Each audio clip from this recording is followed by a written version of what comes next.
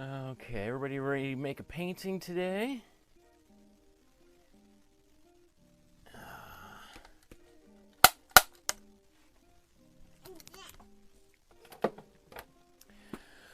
Good afternoon, everyone, and welcome to my studio. My name is Michael Markowsky, and this is my daughter, Edie Lowe. And she just woke up from her nap about 5 minutes ago, and she's going to be joining me for the first hour or so of our show. We haven't even had our bottle yet, so today's going to be a little bit of, we're going to play it a little bit by ear. We'll see how things go. So, maybe you want to come up here and we'll have a little bit of bottle, perhaps, while we talk about the art for today. So we've got our trusted Peppa Pig on the little monitor here so that we can, I can keep her a little bit distracted while we talk here. So tomorrow is April 9th, and April 9th is the anniversary of the Vimy Ridge, which is no bottle. Vimy Ridge is probably the most important war in the history of Canada, or important battle in the history of Canada. And you know, as odd as it might seem to have my daughter here while I'm talking about this, you know, moment in history, if it wasn't for the men and women who gave their lives for us in that war, I wouldn't be able to be here today, right? So, you know, I'm eternally grateful for the sacrifices of our men and women who went to war, sacrificed their lives on my behalf. A number of members of my family have been part of the Canadian Forces. And so let's just kind of take a look at this. So I just have on the screen here just a few different, the Battle of Vimy Ridge is, within Canadian history, the most important battle. It was fought, obviously, between Canada and England and France against the German Empire. It happened April 9th through 12th, 1917. So this marks the 104th anniversary of this war. You want me to turn that face you? Here's some water, kiddo. And during that battle, one of Canada's greatest artists of all time, Alexander Young Jackson, or mostly well known as A.Y. Jackson, made a couple of paintings of this battle. And actually, you know what? Let's take a look at the paintings themselves. This is the painting that we're going to recreate today, but this is the first sketch he made. So he made a sketch of the painting. He made another sketch of the painting. Both of these, October 11th and 12th, 1917. And then a year later, I'm not sure if this was in England. He had a studio for a short time in England, or back in Canada where he painted this with the idea of going back out to the war front afterwards. And we'll talk about like what the War Artist Program is and was that he became involved in. But to help you paint this painting, there is a tracing of the image which you can print out. There's a Dropbox link here on, if you go to one of the links below down here, oh, there we are, you will see this folder here, A.Y. Jackson, and you'll see a bunch of different files. So I've included the painting we're going to paint today, as well as the two sketches and two versions of the tracing. The only difference between them is one's a JPEG and one's a PDF, which may or may not be easier for you to print out. And before we launch into the painting here, eventually here. So this is the private Facebook group for people that are taking this class and that would like to join us If you if you're planning on painting along, it would be great to see the painting that you make. And so every class I invite people to make a painting and then to upload them to the Facebook group so that myself and our daughter Edie can take a look at the really cool work that you guys are making. Okay, so let's get right into this. What should we look at? Let's look. I've been working on a graphic novel for over 2 years now about Tom Thompson, which was A.Y. Jackson's best friend, even though they were only friends for a couple of years. But I've been working on a graphic novel about Tom Thompson, and A.Y. Jackson, because of their friendship, plays a major role in that. This is one of probably a dozen books of Alexander Young Jackson that I have around the house here. Oops. Let me see. So, to make today's painting, if you take the tracing, you could eyeball this image if you like. And you could... it's not overly complex, although there's a lot of lines on here. But it's actually probably a little bit more straightforward than it may appear at first. So, I'm going to tape this image down.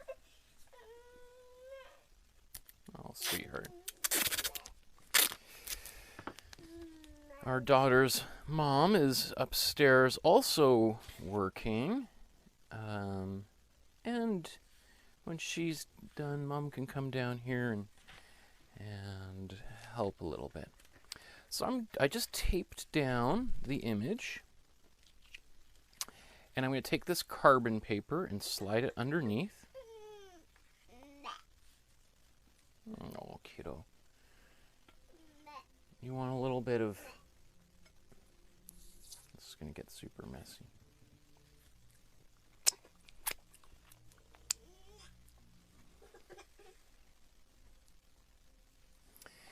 Okay. Thank you, everyone, for bearing with me. Yeah, I wish we could play all the music and everything of your show, but it would be a little bit distracting if I was to do that, don't you think? Let me see. Why don't I put...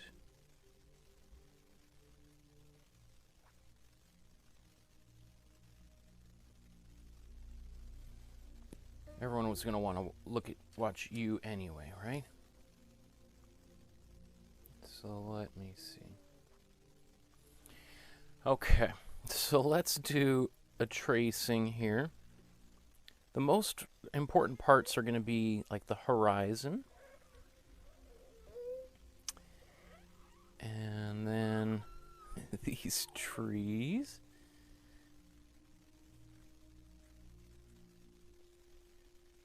Oh.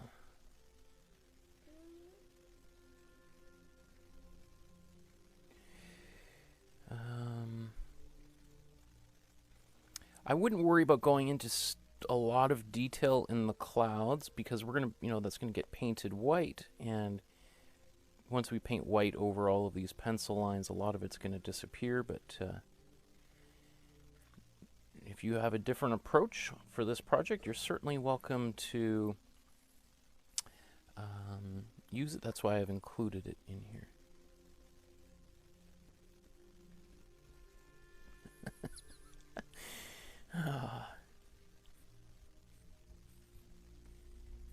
This is the slope here. I think maybe the most important part of these clouds is there's this area where the clouds kind of, or the sky goes through the clouds here.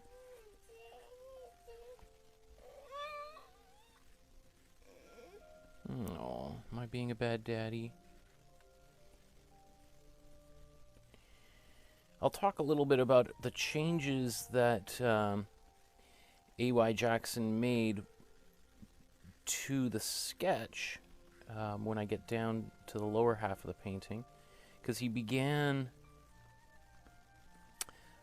he did a very quick sketch while he was actually in the trenches, so he brought his paints and brushes into the trenches and made of those early quick sketches. And I think he made one during the first day, and then probably went back and just sort of looking a little bit closer at some more details, refined it a little bit.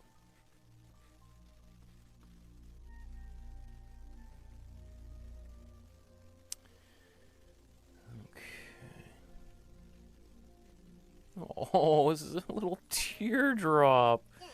Oh, sweetheart. Okay, so this right here is the trench. But in the original sketch, the trench goes over here. And in his second image, he moved it over to this side.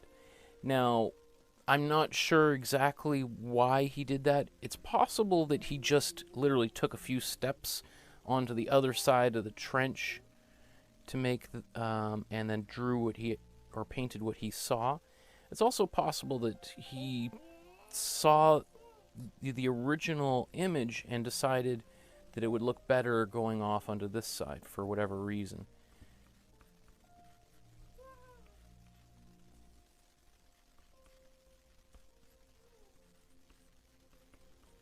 Okay, and then there's a bunch of, it looks like a wagon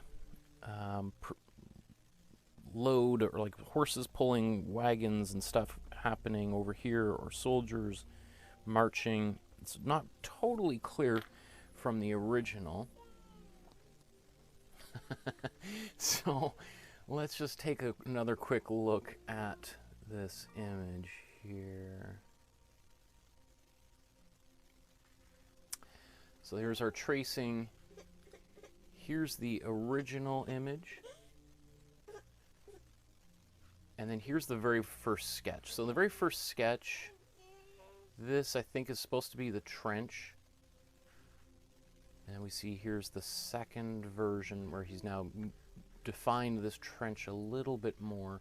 And here we have, it's a little more clear. We could see somebody on a horse here. You can also see the, and then let's just look at this one next. So this one is significantly larger than the first two. The first two were about the size of painting that we're working on today, and this one is about 2-3 times that size. And so obviously he's able to get a lot more detail in the clouds and, you know, in the foreground, etc. But it is worth sort of just thinking about the colors that he's chosen. You know, the first two, or let's say this first one, we have quite a, a nice green, kind of a warm greens. It doesn't really necessarily feel like this is a battlefield, except for these trees, which are just shredded down to their stumps. This next version has a lot more gray in it, and that gray, let me see here, that gray definitely gives it a bit more of a somber quality, like a overcast sky. Like everything feels kind of dead, right? There's not a lot of bright colors, not a lot of life in there. And then this one, however, he kind of goes back towards the first image and adds these much more saturated, bright colors, and a lot of the green is also gone and now replaced with this kind of muddy trenches and very little grass left over. So what the original is, you know, up for debate, right? So let me see. Do we got all the most important stuff on there, kiddo? I think that's good enough. Oh.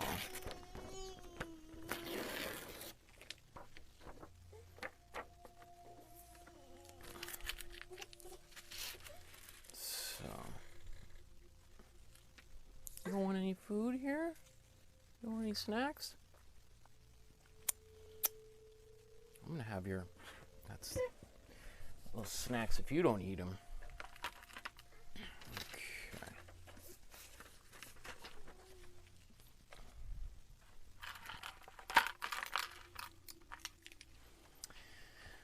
Let's put that there. Let's get our easel set up.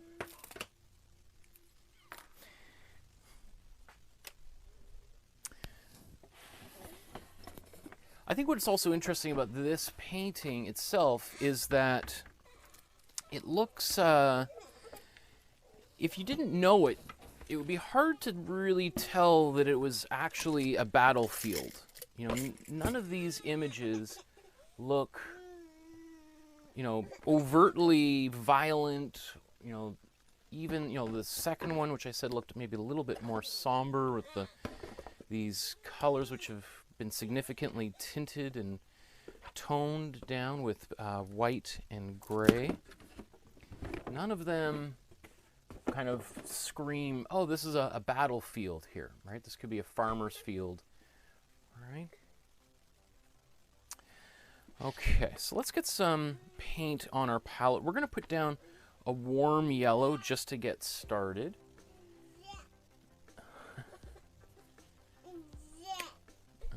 Okay. So let's just squeeze a little bit of warm yellow out here.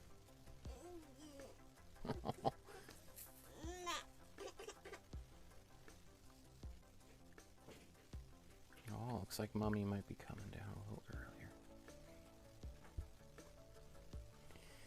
So I just put a little bit of water onto my palette here. Okay.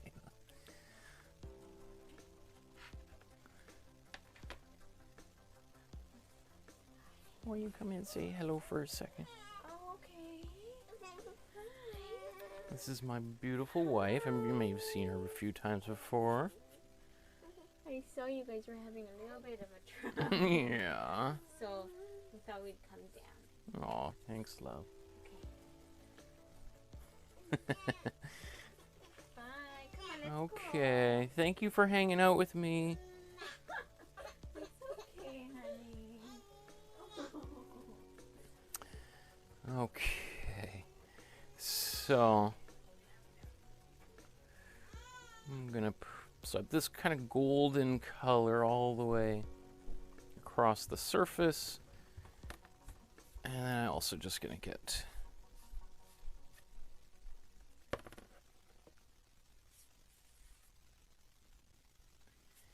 the sides.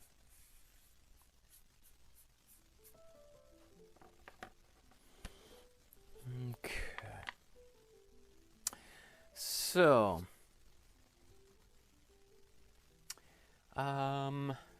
maybe while this is drying, now I can use this extra space here. I'll blow dry it.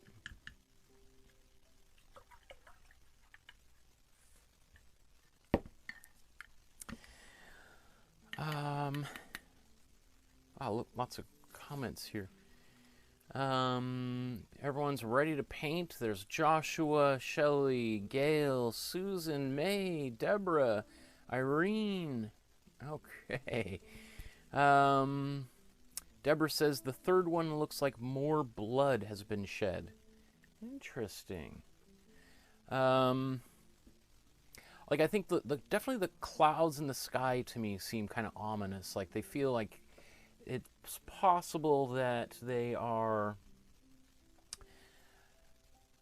you know, it's both possible that they are clouds, and storm clouds perhaps.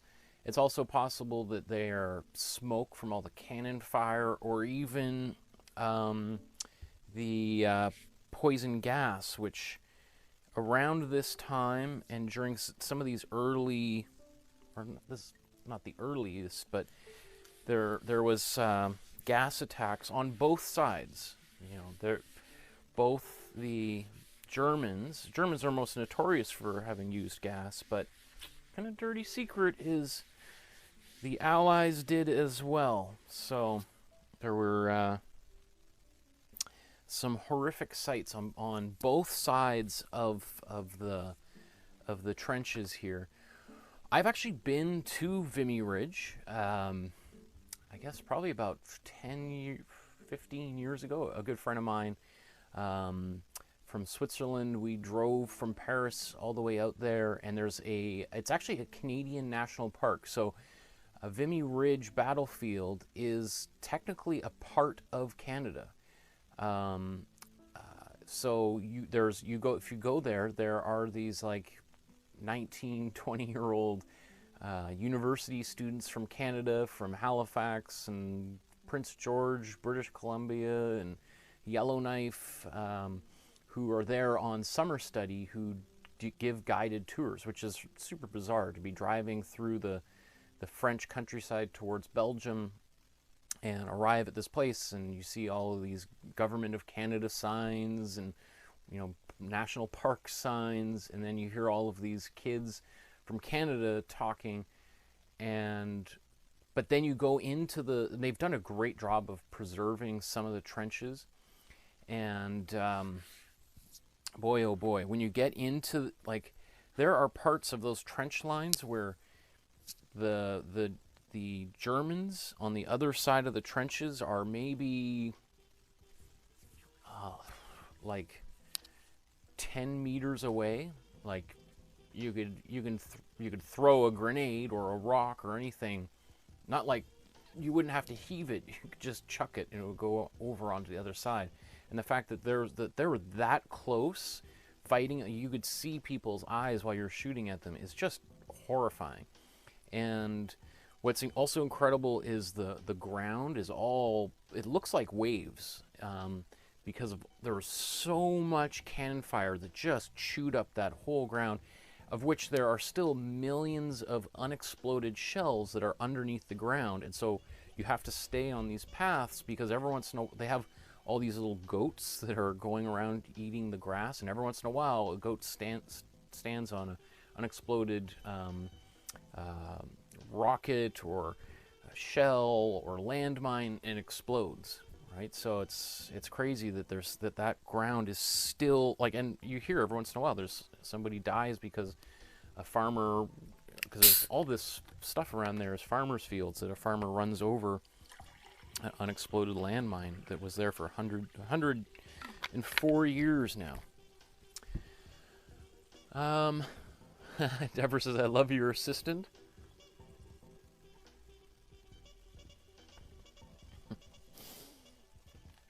So I'm just going to blow dry this, speed this process up a little bit. Oops.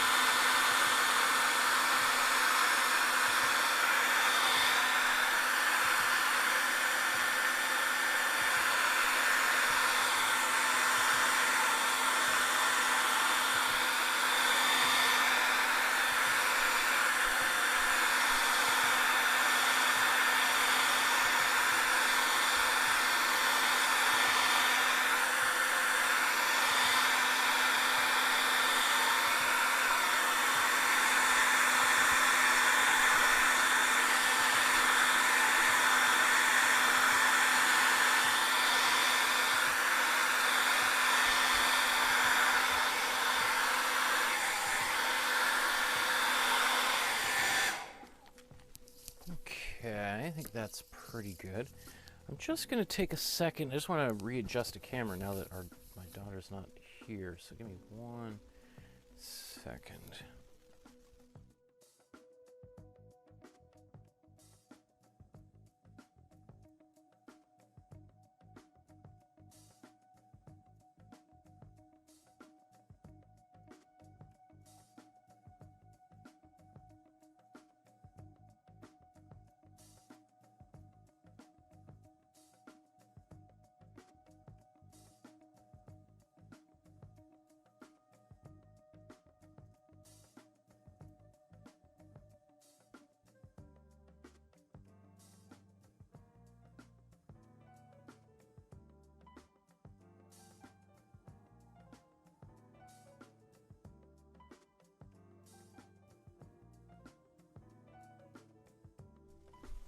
Okay, so which view should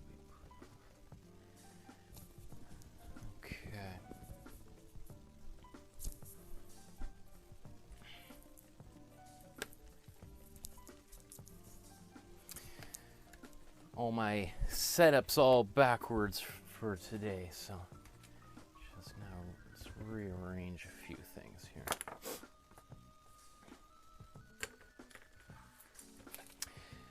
Our daughter is actually super, I mean, I don't think she did too bad, considering she just woke up.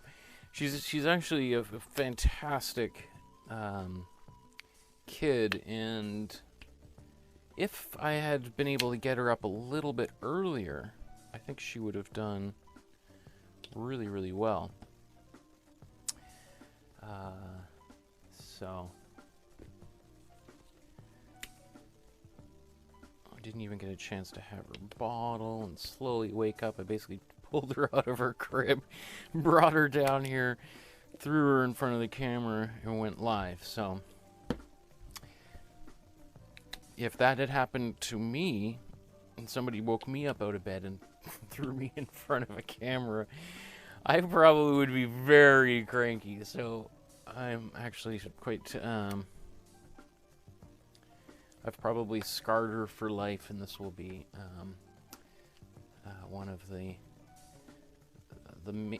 defining moments of her life when she's talking to her therapist 20 years from now. Okay, so let's get some brushes out here. It's kind of nice to have a few of them set up and laid out. I'm going to have like a combination of a few a little bit larger brushes like that. Maybe a few like that. My mop brush for blending. I don't think we'll use this brush at all, because A.Y. Jackson's style of painting, just like all of the group of 7, was painting wet on wet and painting very quickly. Even this painting, which was likely done in a studio, would have been done at a relative fast pace, and you can see that we don't have that careful modeling of forms that we saw in a lot of the paintings we've done recently, where we're trying to blend, let's say, like in the sky, like a yellow and blue for a sunset, like we did with Fra Angelico. With this, we're literally applying the color directly next to the color, so we would have like a staggered transition of colors. So I don't have to really... So for some people, that's great. There's some people who struggle with blending of paint. This is a great painting to paint. For some people who really like the blending of, which is a much more traditional, classical way of painting, this would be a challenge, something definitely very different. Right. We won't even need too many small brushes, because there's not a lot of fine detail, except maybe a few of the little outlines, like on those buildings there, and maybe outlining the trees.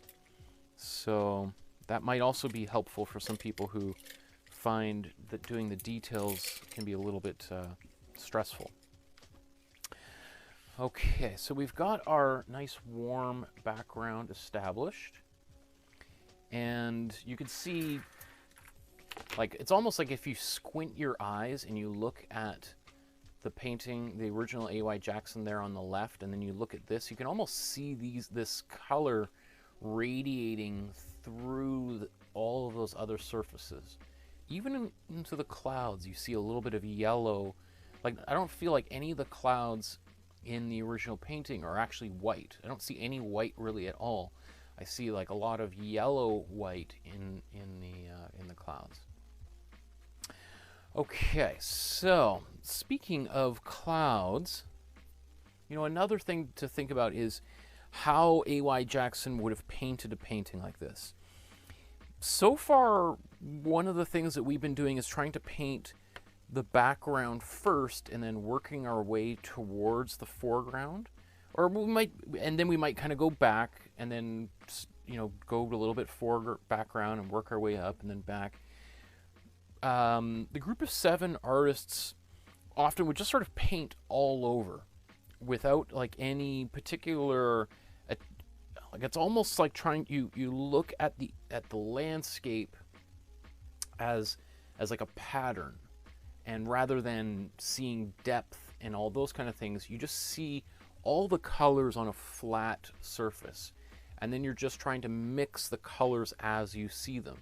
Almost a little bit like a paint by numbers thing. Not to denigrate the group of 7, as I say, I've devoted the last at least 2 years of my life just to working on, but then a couple of years of research on this graphic novel. So I'm a huge fan. I did a whole project on Tom Thompson for the Tom Thompson Art Gallery in recognition of his death there. Anyway, so it doesn't really matter what we do and in what order we do this painting. So again, that might be for some people really liberating, because they're just like, I can paint whatever I want, wherever I want, and then so it's not uncommon to see parts of the sky overlapping and coming in front of things that are in the foreground or middle ground. All right, so just kind of keeping those little bits in mind here. I see lots more comments there in the chat about Vimy Ridge, and I think we'll talk about those as I paint here. So where should we start? You know what, I think I just, in terms of you know, my time and everything, what I am going to try to do probably is I'll probably work a little bit downwards, just so that I have dry paint up high and then I'm working my way down, but and then kind of cycle back, but not necessarily focusing on background, middle ground, foreground relationships, just as a convenience to keeping the paint off here. So I think what the first thing I'm going to do is I'm going to get, you know what, maybe I'm going to paint, some of my favorite brushes are these kinds of brushes. So they're the flat brushes, but they're small, right? You can obviously get much larger versions of them, but I really like these small sizes because I can turn it on its side and get kind of a point or a round, right? So I think I might do a lot of the painting with that sized brush. Let's see if I have another one. So here's another one that's similar to that, even smaller. Here's another one. Oh, I didn't realize it's because I got some new brushes. I forgot. Okay, so I think what I'm going to do is I'm going to paint the that pink in the sky first. So that pink is this magenta. So it's going to be a cool red. And I'm going to add a little bit of white into it to make it a little bit more pink. And also adding white to this color is going to make it appear a little bit further back into the distance. So I'm going to take this. I may add a little bit of yellow into it in places, but now let's just sort of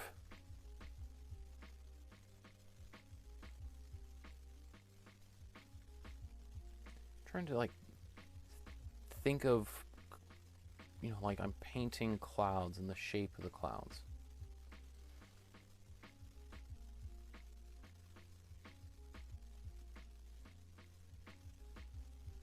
Now the painting doesn't quite go edge to edge, so I have to kind of imagine what some of this stuff a little bit further outside of the frame would look like.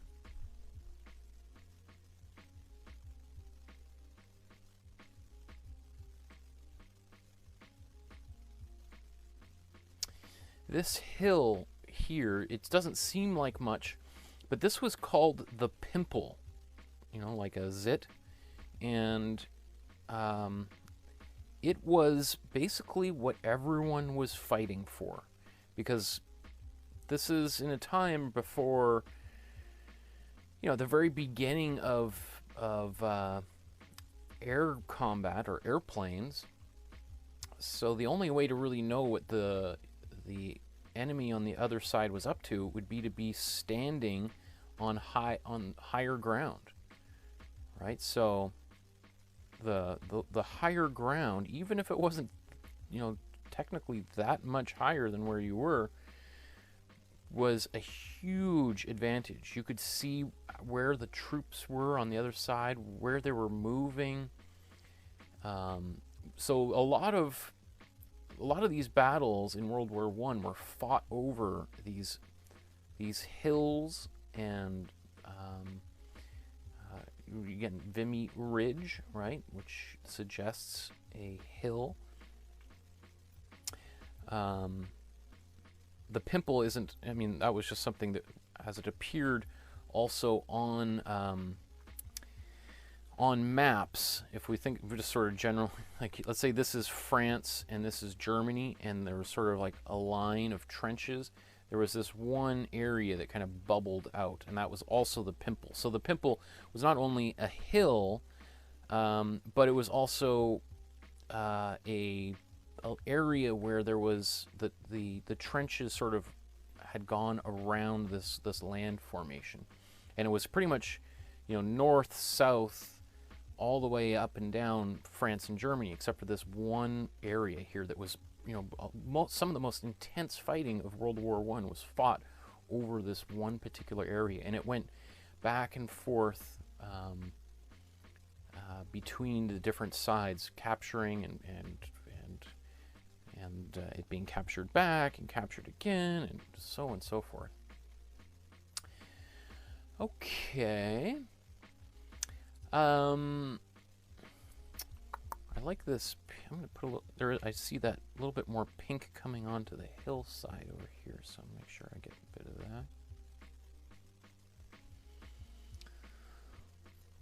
Okay. Next, and this would be probably very close to how AY would have painted a paint. I don't think he used a ground quite as bright yellow as this. It would have been a little bit more muted, a little bit more orangey and earthy tone than this, but I was a little distracted at the beginning of today's episode, so, but again, we're going to cover all of this, and the colors are pretty saturated anyway, so if anything, it means we can mute the colors, go over top of this a little bit, because the radiant quality of this original paint is going to be coming through and mixing optically in our minds here. Oh, Heidi says, "Hi, sorry, I can't stay too long. I have to go to the vet again." Oh my goodness, you've been back and forth to that with your cat and the vet. That sounds terrible. I hope your cat is okay. And again, I'll get to your comments about the actual Vimy here in a second. So, let's see, what should we do next? Maybe while this is, you know, we could be painting directly into this, but I also think, you know, the way that these guys worked, and the group of 7 were all men, right? Although A.Y. Jackson did help form another group after, or kind of around the same, what was it, 1925, the Canadian group of painters, that did include some women. So back in Montreal, where he was born and raised, where he grew up, although he grew up a little bit outside of Montreal in rural Quebec, but lived in Montreal anyway. So I think I'm going to paint kind of a warm orangey, some stuff down here. So I'm going to clean this brush. And I'm going to take, so we've got this already on here. I'm going to take a bit of the warm orange. Remember, this is in our foreground, so we want a little bit warmer colors if possible. And let's just start kind of laying this in.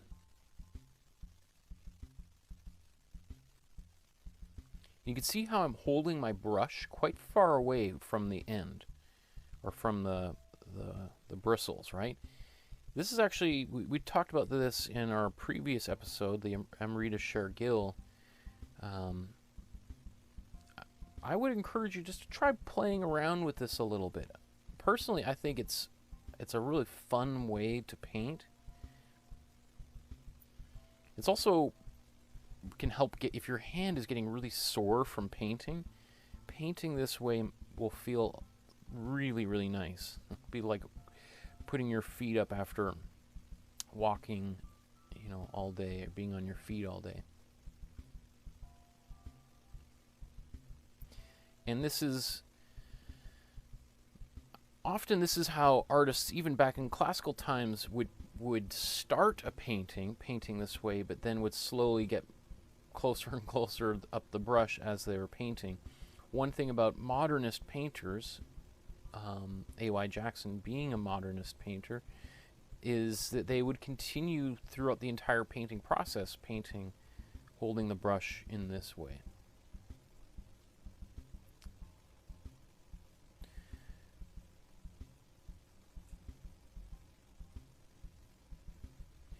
So I'm kind of looking at the image a little bit and then looking away.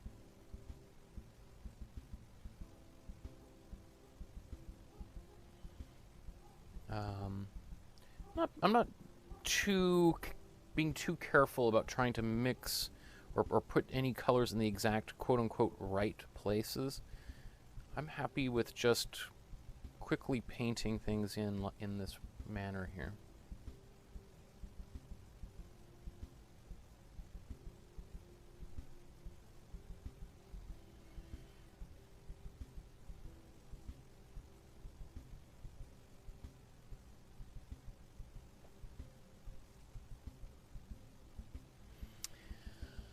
Okay, maybe while little bits of orange in a few of these places here.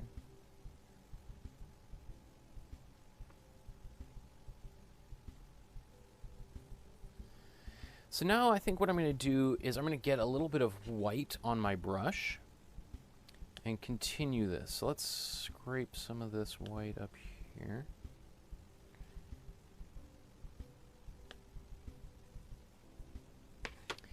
I'm going to paint this just in the background. Oop, that's almost too much. So I'll add a little bit more in here.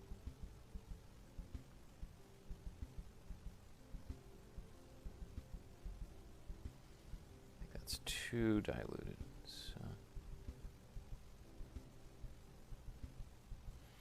So the white that I'm using here, adding a little bit of white to that color helps kind of push this area a little bit further backwards into space.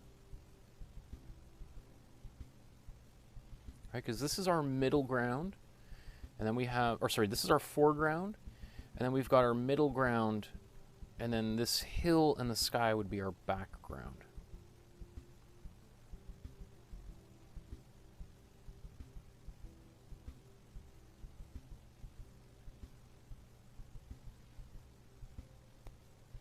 And adding white there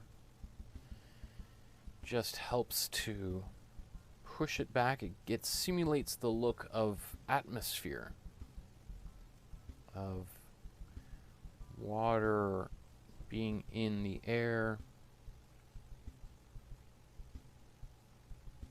You can see I'm also not too concerned about going over pencil lines here. And I'm not concerned about painting a big solid block of paint there. I don't care if it's a little bit, if there's, you know, these kind of splotchy rough parts. Part of the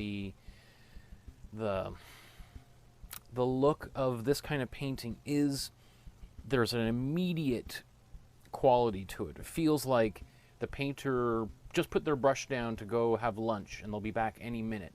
And you're standing in the gallery, you're like, oh, when is AY going to be back here? Wow. And some people made fun of them for that. During my research on my book, reading some of the criticisms that people in the media gave to the Group of Seven, what was one of them? Like, one of them is, it looks as if the elevator operator at the, you know, at the whatever hospital vomited onto a canvas, right? So because if you think back to like the kind of painting that was big at the turn of the last century was classical painting.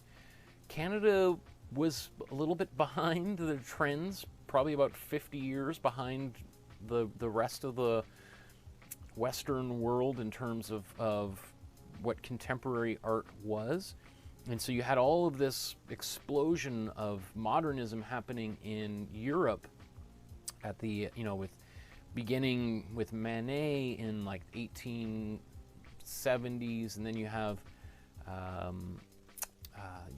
the Impressionists around 1888 to 1900, and you got post-impressionists like Van Gogh around like the 1880s, or in that same sort of period. There's a bit of an overlap there.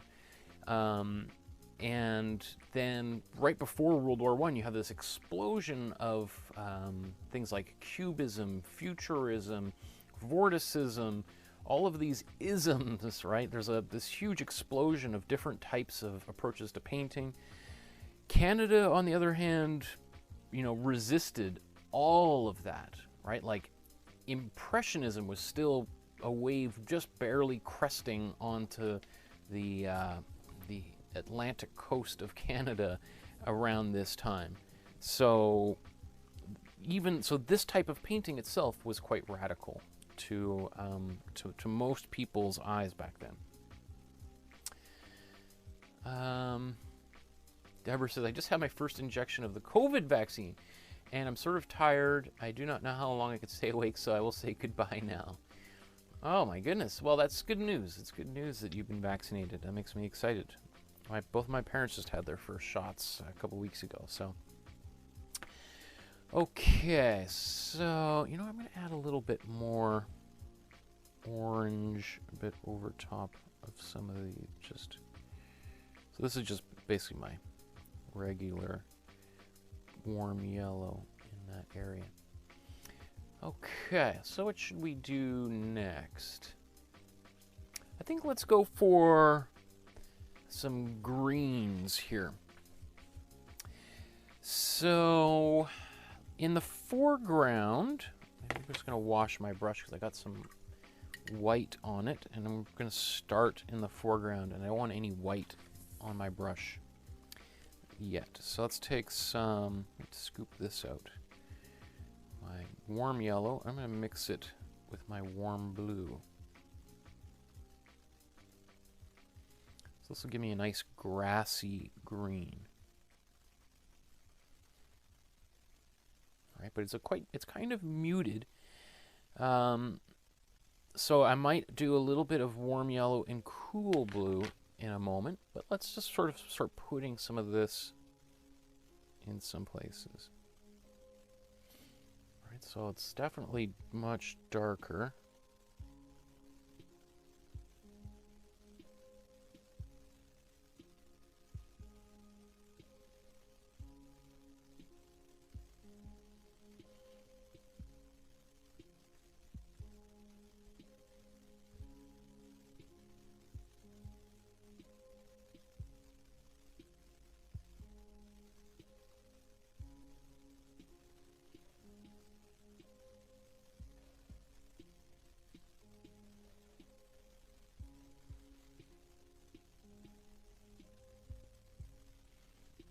Okay.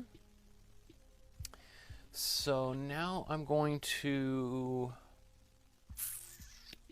before I do anything else, I'm going to add some white to this. I'm going to take this same color. I'm looking for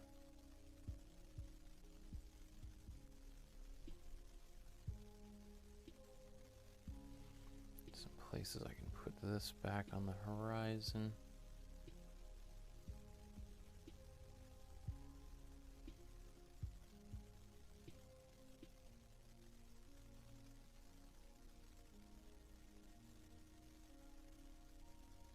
Remember, everything I paint can be modified.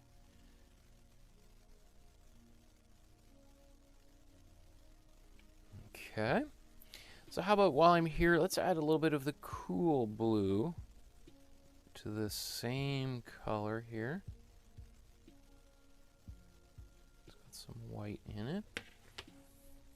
And it's going to actually be kind of a little bit too electric. So I'm going to paint some of the, because I need more yellow in here.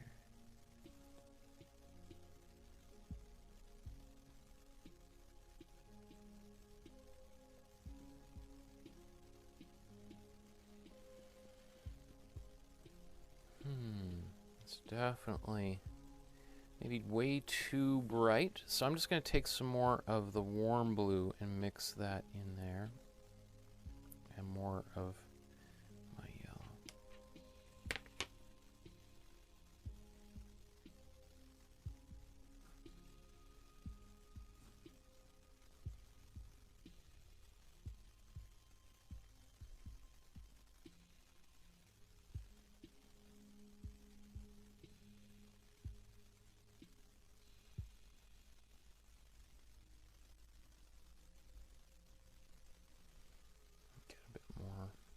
White on there.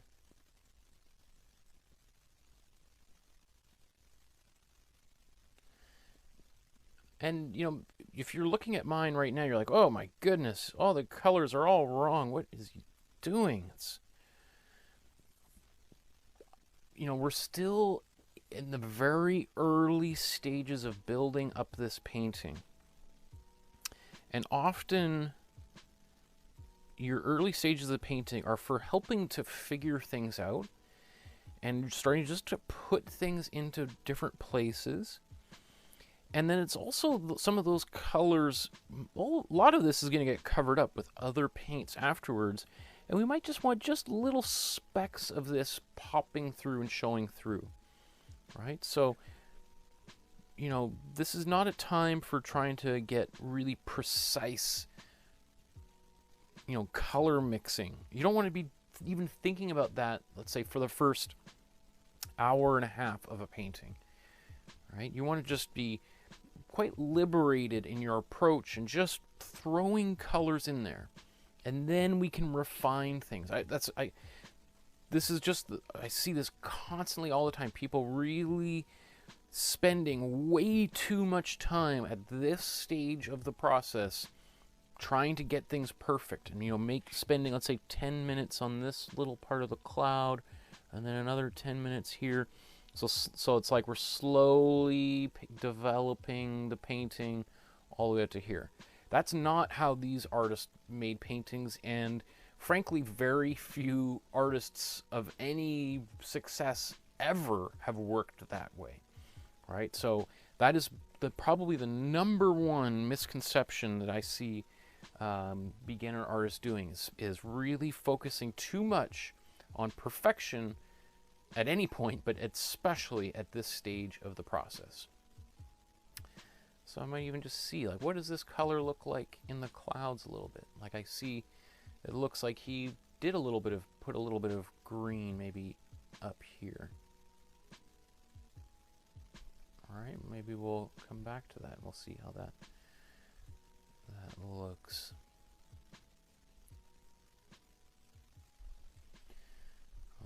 Okay. I'm going to clean this brush.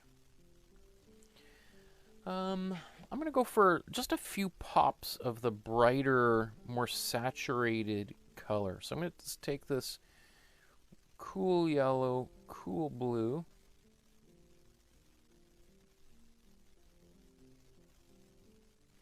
Add just a bit of white to it just to get some of that intensity down a little bit.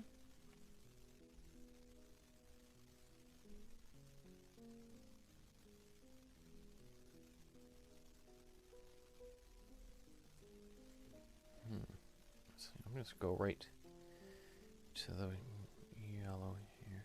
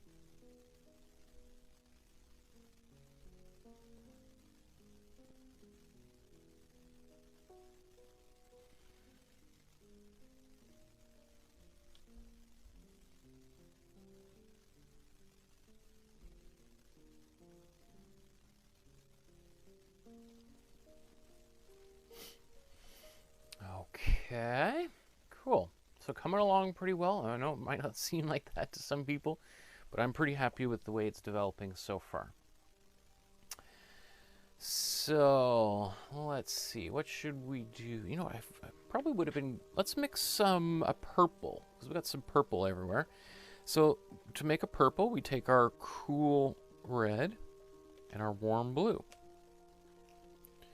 And we can mix these together right here. Adding a little bit of white will help us really see that color.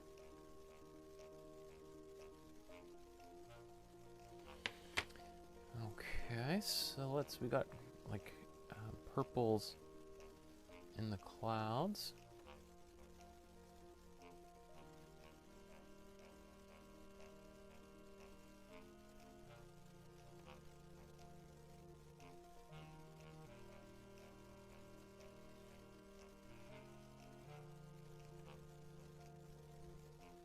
It's got all this kind of purple hiding in the clouds there. Looks nice.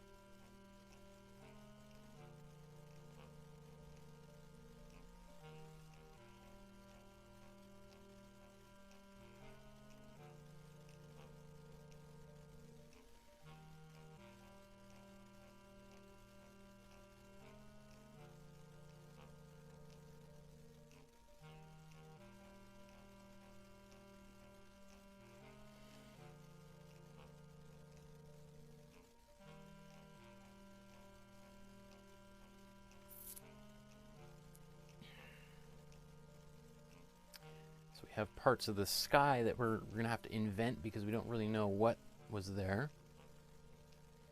Because there's basically almost like an inch around all sides that we are going to have to use our imaginations to fill.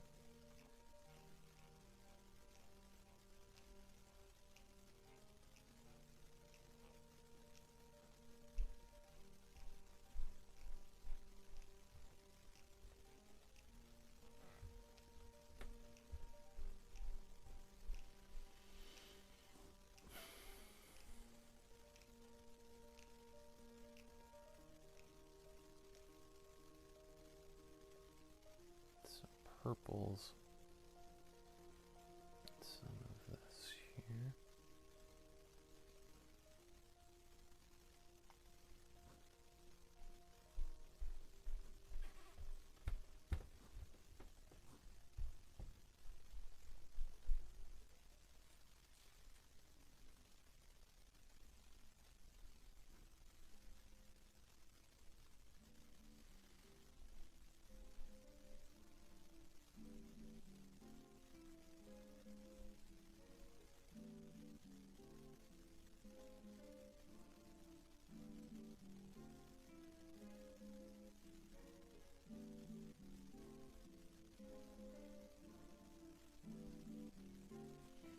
Kind of losing sight of the horizon there, but that's all right.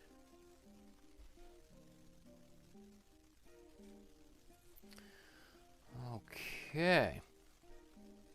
Cool. I like where we're going right now. I mean, I love this kind of these colors. Also, another art movement called Fauvism, whose most famous member, although I don't know if he was, they were less organized than the Cubists, was Henri Matisse. And a lot of early Matisse paintings were very highly saturated. Like, well, you know, a lot of his paintings for pretty much all of his life, quite honestly, were very bright colors. Okay.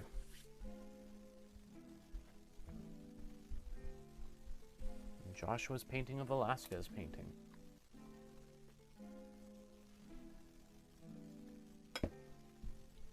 Good. Good luck. I'm curious which Velasquez you're painting. Okay, so what should we do next? I think what I'm going to do is mix a warm brown, and I'm going to start doing some detailing into some of these places down here. And yeah, okay. So to get a warm brown, I'm going to take my warm yellow and warm red. So warm yellow, warm red, mix these together, and our warm blue. Let's scoop a little bit more because we're going to need it, right? We can just start mixing them together.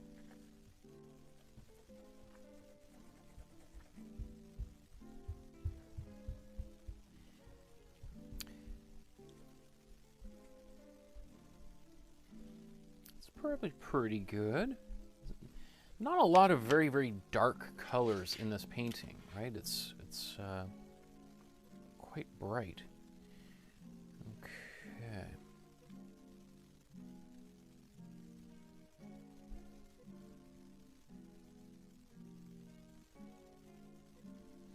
So as I'm painting, I want to try to be using short brush strokes. Short, fast brush strokes, even maybe faster than it might feel comfortable for you to paint.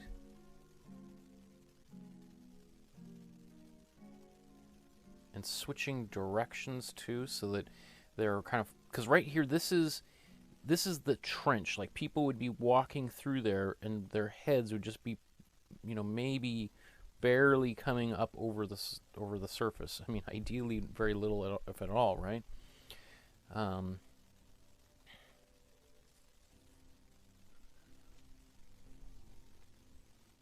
I don't know if this, it's hard to know exactly the scale we're talking about here. I don't know if this is supposed to be another trench or just kind of a creek or something right here.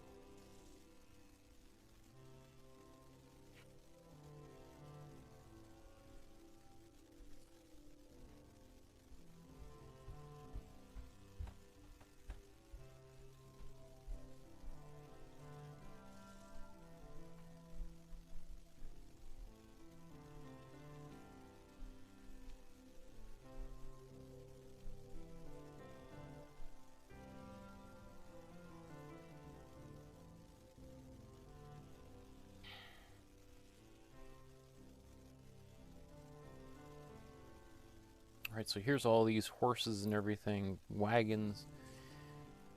I'll get to them, maybe, but if I don't, I'm also not going to be too disappointed if they're just these kind of abstract shapes down here.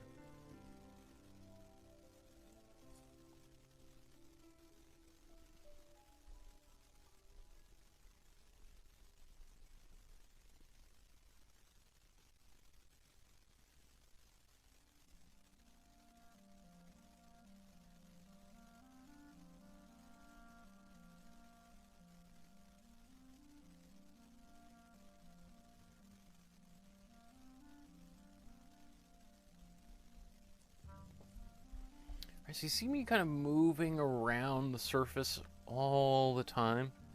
That's what we want to be doing. Okay, so now I took a little bit of white and mix this into the brown. And we'll just sort of add bits of this.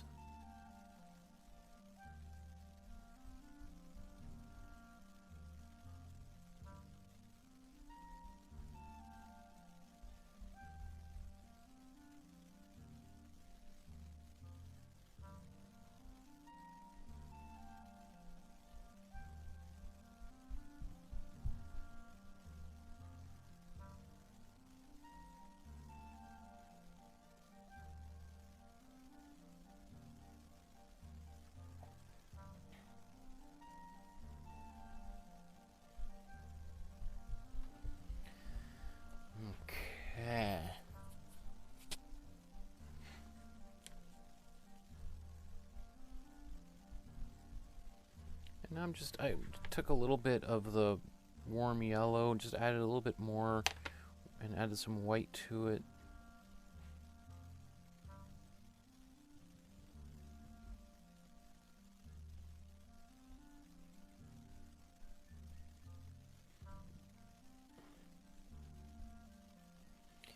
Just bringing a couple of these, a little bit more white touches into the middle ground here. All right, so can you see that already? How we have this depth where we have the darker, most saturated colors are here. As we start moving further back, there's more and more white being added to the painting to help give it depth. So it already looks like this area is further away than this area. And not just because this area is at the bottom, but because we're just subtly changing the colors as we go.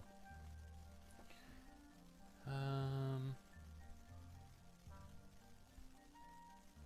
a bit of a peachy quality in that sky that I like.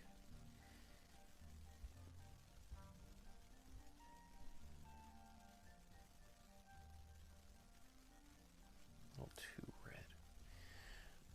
Okay. Everything's going according to plan so far.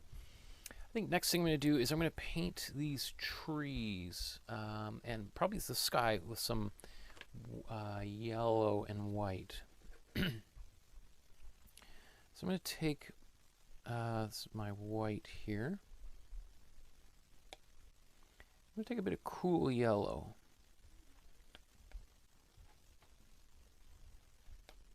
I got a little bit of red accidentally on my brush, but I don't quite mind that actually. And then I'm just going to paint these stumps here. I'm not exactly sure what is going on here. It's like a tree that's been wrapped in something for some reason.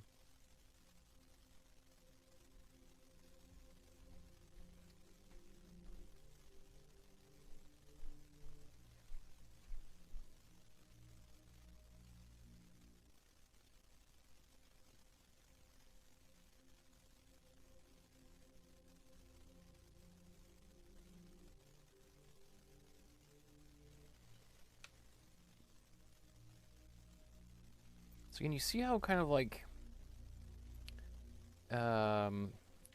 uncareful I am or about how I'm painting this? Like I don't care if it gets a little bit wider or looser or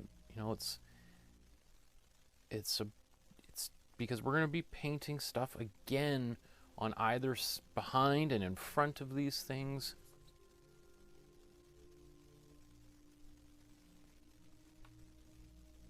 Okay, so I'm going to take this again, just going to continue with this white and yellow. I'm going to go into the sky now. I'm going to get even a little bit more yellow on there.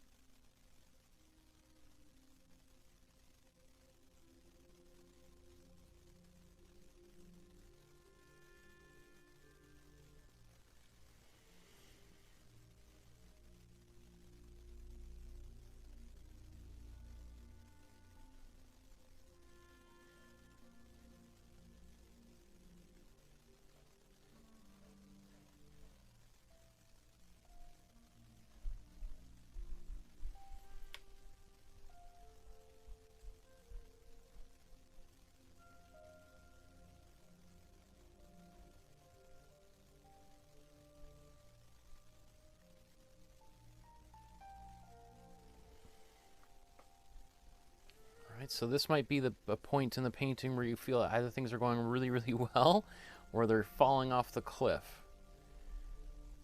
And you might feel that way about you know, different parts of the painting. Some parts you're like, wow, that's the best thing I've ever done, and now this is the worst thing I've ever done. Right? Which is all common experiences as you're working on a painting. Okay, do we want...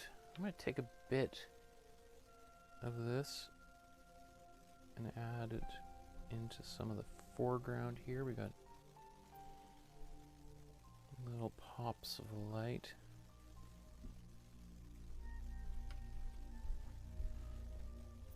So this is my cool yellow and white.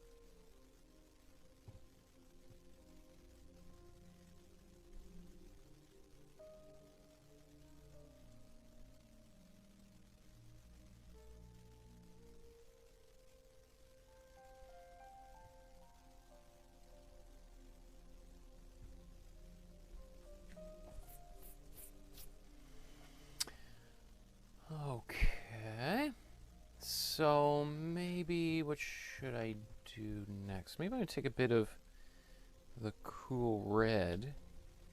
Oops, probably a lot, way too much. Cool red, cool yellow,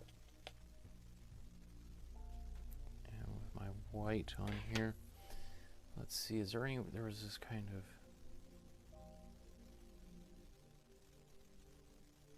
it's a little bit more peachiness.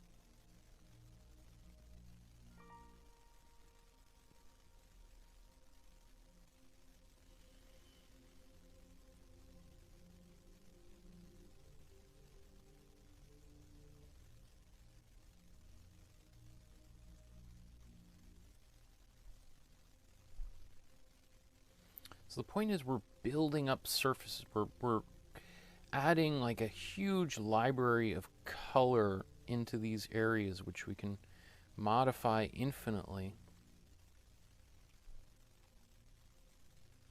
But it gives it that feeling of complexity, which we expect to see in nature, right?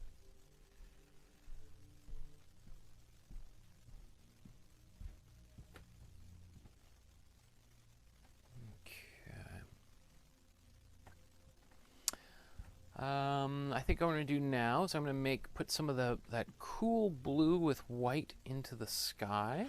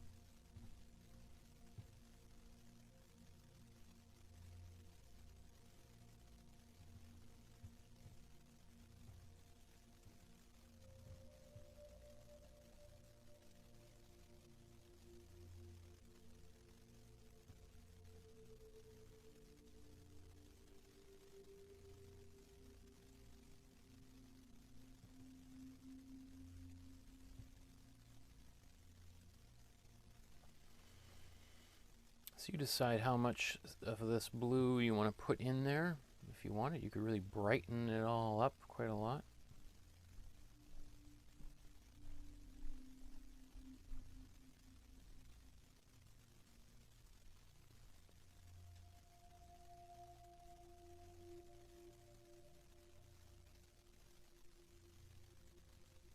Kind of just reshaping the horizon a bit with a little bit of a blue outline here. It may not all stay there, but it just sort of helps me see the structure of the painting again a little bit more carefully. Okay, and then I look down below. Is there anywhere else that could use a little bit of dabble of blue?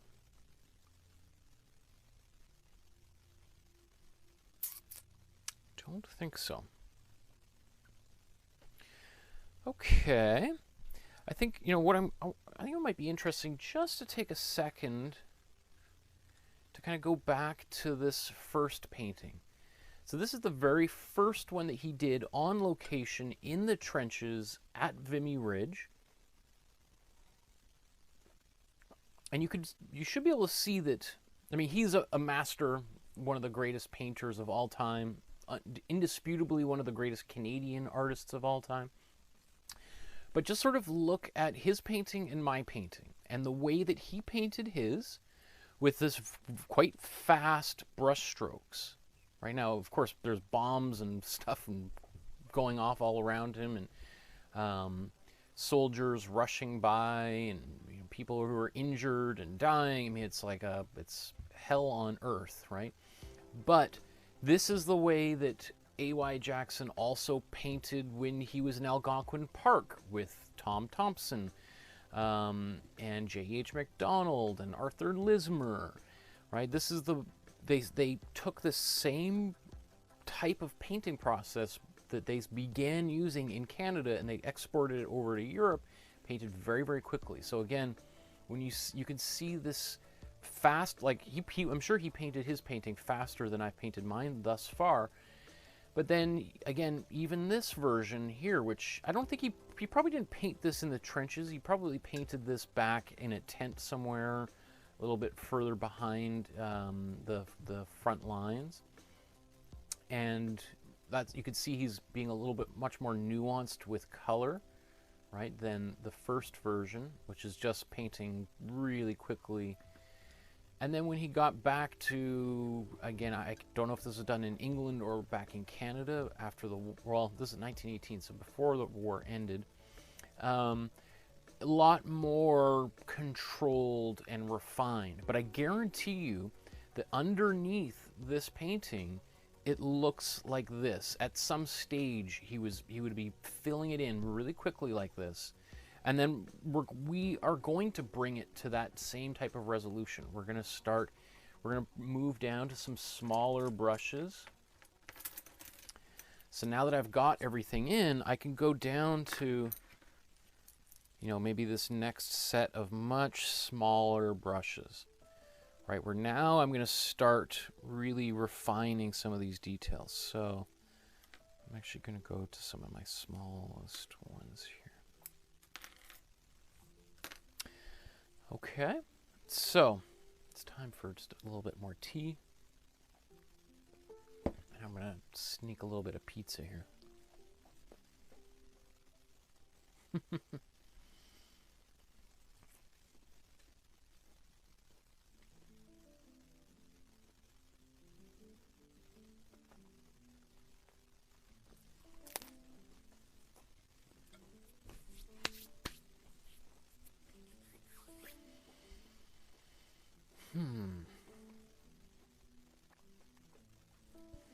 So, I'm trying to think to myself, what would be most useful to start out doing now? You know, everything is in a very simple state right now. We want to start giving some structure back to this. Let's think about, maybe let's do the sky, the clouds first. I think that would be kind of satisfying to start getting a little bit more refinement in there. So these clouds, we're going to use a lot of white, right? We've got some pretty bright colors in here, and I like them, but we need to kind of just mute them a little bit and integrate them a little bit better into the, you know, into the painting here. So, I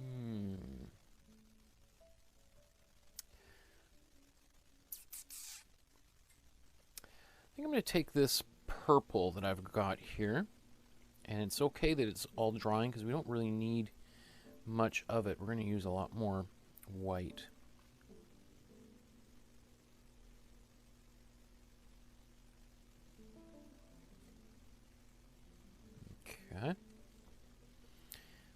I'm going to switch from that brush.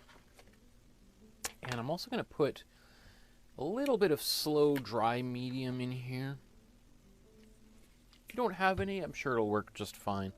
It's just going to help me get a little bit more brushability with my brush strokes.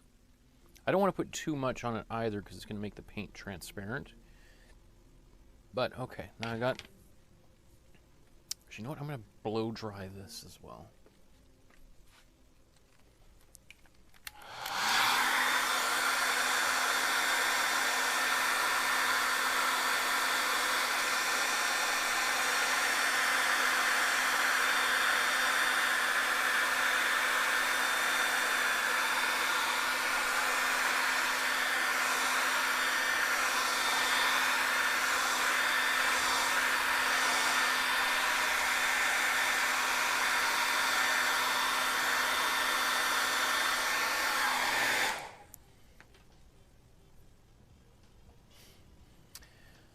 Okay. So, where should we go? Let's kind of start in.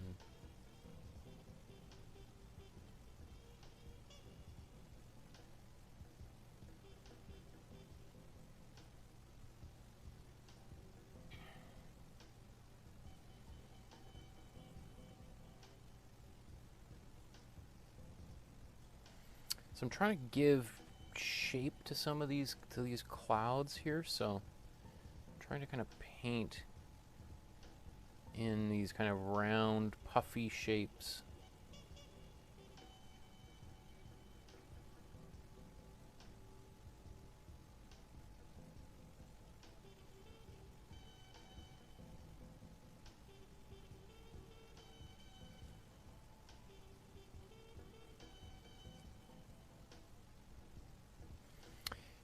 You know, just as I'm not particularly concerned about painting a person that looks exactly like a that original person, neither am I super concerned about making these clouds look exactly like the clouds in the original painting.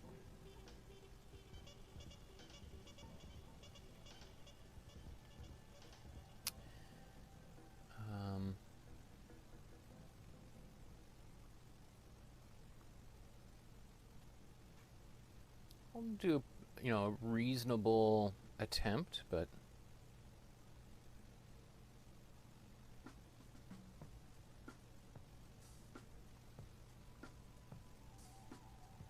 the other thing too is, you know, if you're painting clouds outside, you know, the clouds are going to change constantly and it's super frustrating.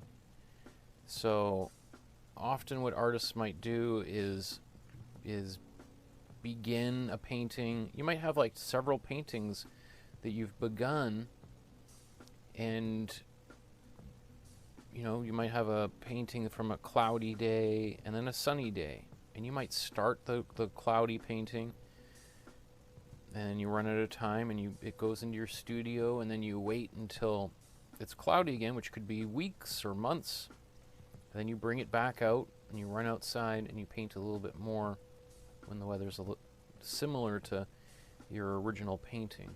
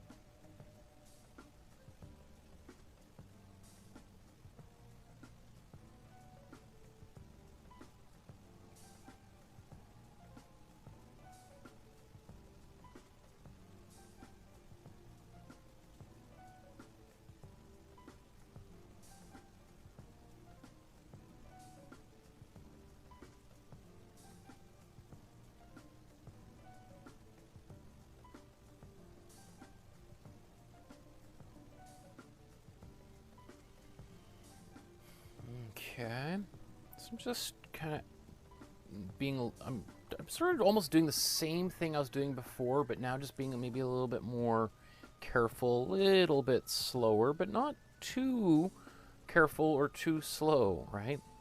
I want to keep that feeling of movement and spontaneity in the original in my painting as well.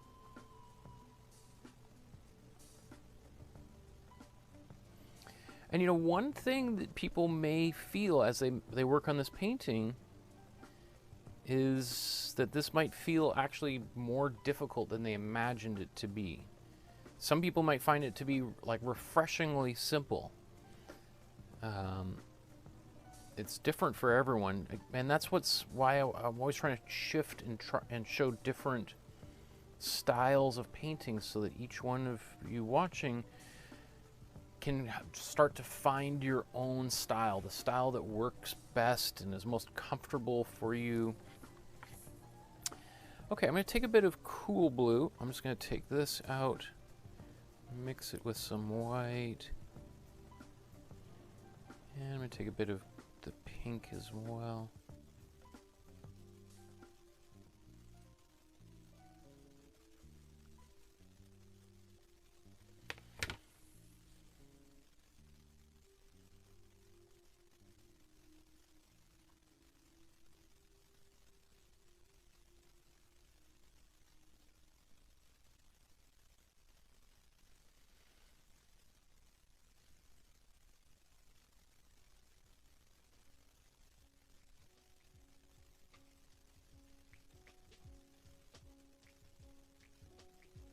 So I'll be really curious to hear like who found this to be an easy painting or a fun painting, and then who found this to be a difficult painting. I think it's really exciting, even if if you're making a painting and you find it really, you're like, oh my, this is not matching up with my skill set or the kind of thing that I'm interested in.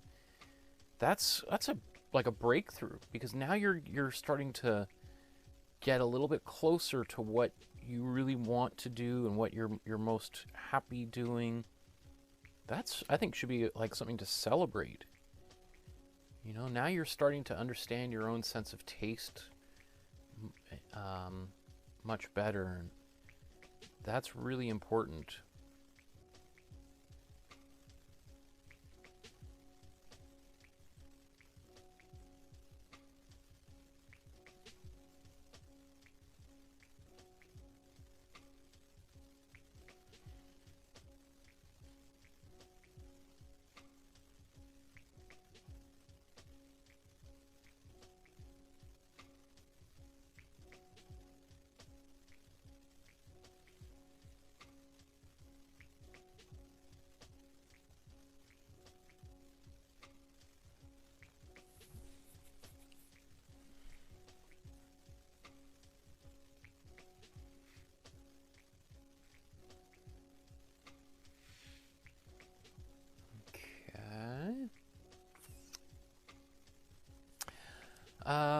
Okay, so we got a little bit of those darker areas.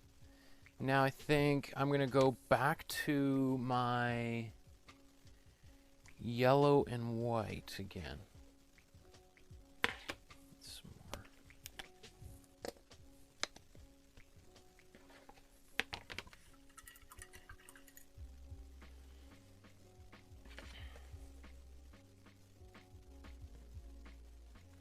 This is my cool yellow and white.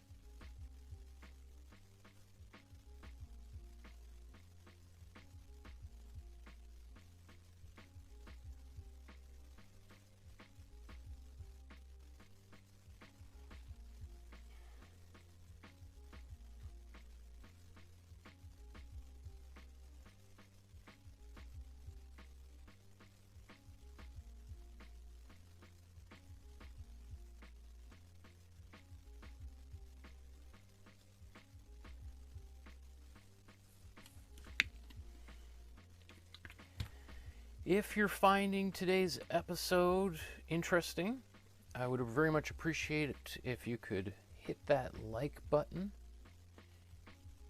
And if it's the first time you've ever seen or heard my voice, seen me or heard my voice, it's pretty hard to see my voice, but please consider subscribing to the channel so you know when future episodes are coming up. I'm pretty excited about the next few months of the lineup of artists that I've got for us. So I hope you're along for the ride with me.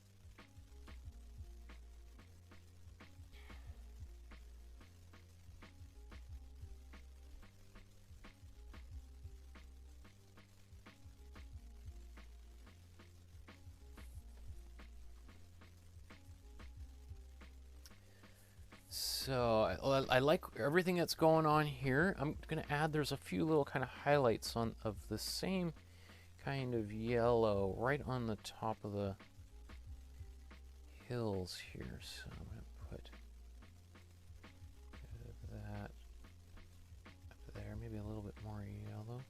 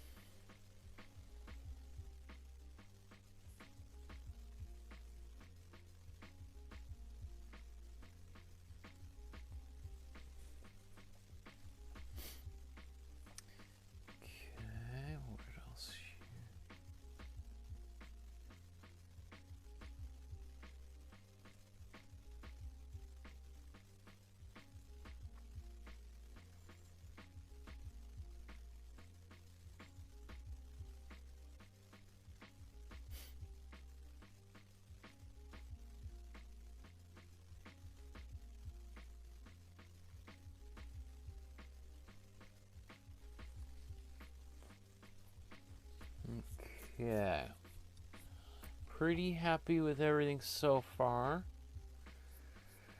I think I'm going to go back up into the sky with some cool red. A little bit more of a peachy kind of thing going on here.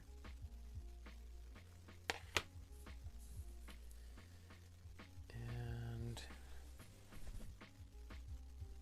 just roll up the sleeve so I don't get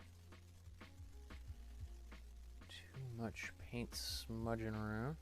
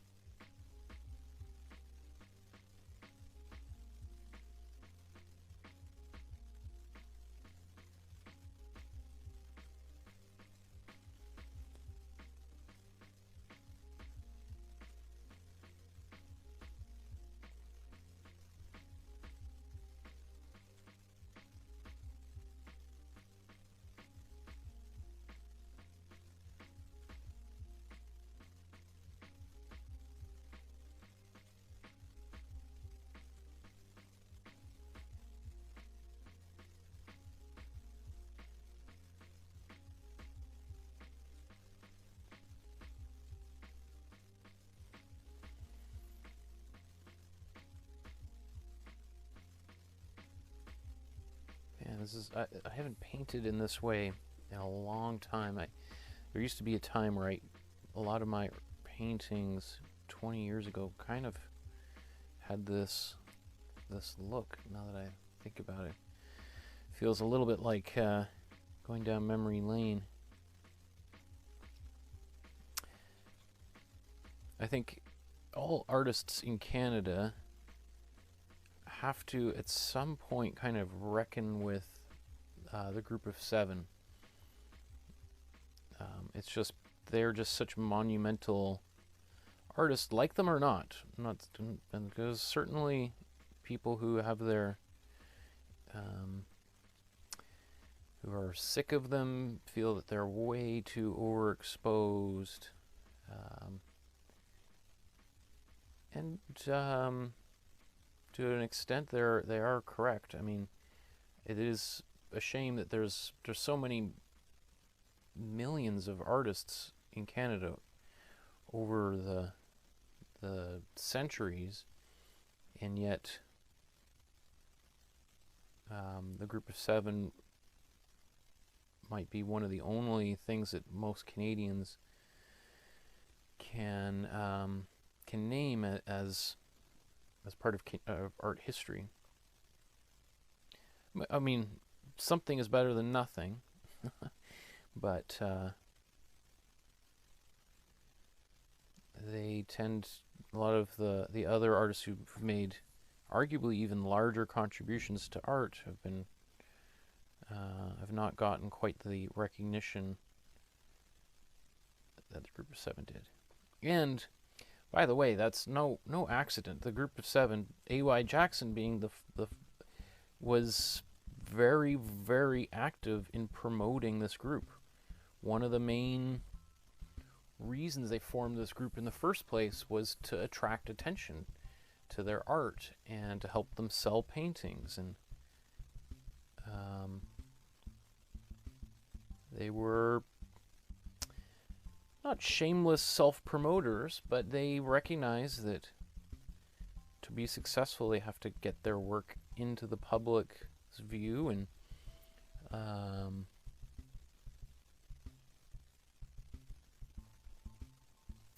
so they worked at it. Okay.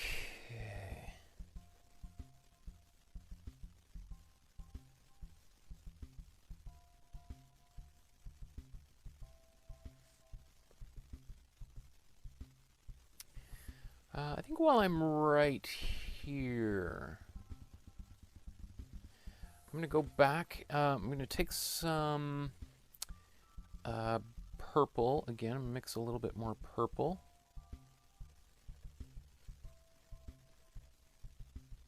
A little bit more on the bluey side of purple. And let's just put a bit of darker purple in a few places.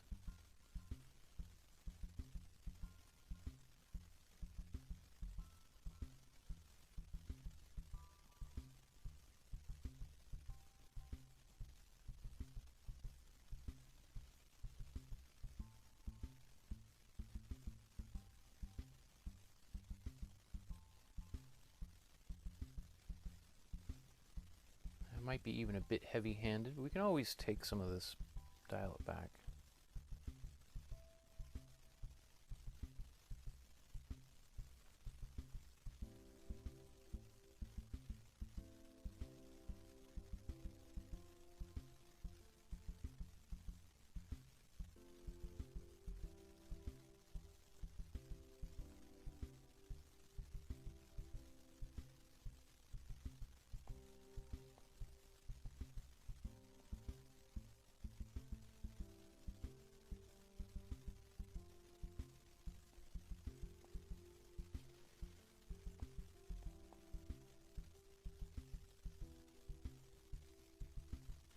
I generally err on the side of going a bit bold, and then I can always kind of dial it back.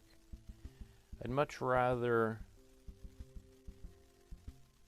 you know, you've seen me kind of do some things that don't necessarily always turn out, but at least I can sit there and go like, okay, I tried it. I tried, and now I don't like the look of it, so I'm going to get rid of it. I'd much rather have that than be sitting on my couch looking at this painting like, oh, I don't know. Should I put that blue in there or that dark purple? I don't know what I'd much rather, because I just can't live with myself if I just let that kind of stuff go. So yeah, so those lines are a little bit dark. I can reduce them and fix them. But I think just for right now, what I'm going to do is I'm going to move on from the sky and then work my way down here for a little bit and then come back up to the sky, because I have no idea what how that's going to look once I get this done, right? So what should we do next? Maybe I'm going to outline those trees, actually. I'm going to outline those trees with a bit of a... I'm actually going to take this same purple. I'm going to add some cool blue in here. Basically, I'm going to make a dark color. But since I've already got some white in here, it's not going to be as dark as possible.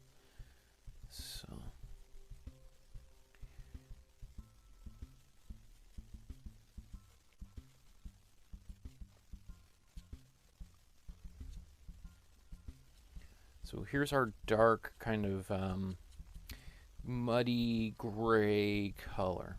So I basically took what we had here was purple, which was cool red and warm blue. And we had that there, and we added a little bit of white, and there was a bit of slow dry medium that's still left here. I just added a little bit more warm blue and some cool red, and some cool yellow. So basically just this mix of a bunch of different colors. It's not really important which colors I'm using. I'm just looking for at least 4 different colors of my base colors, my base set there. And I think I might just outline all these trees and the houses, and then I can kind of, again, dial it back. I can go over them, change this color. I mean, ideally, I'd be using a few different outlining colors, like a brown and a blue and a dark green or something. In fact, maybe I do want this to be a little bit more brownish. So if I want it a little bit, right now it's kind of on the blue side. Let's take a little bit more red, do a little bit more yellow.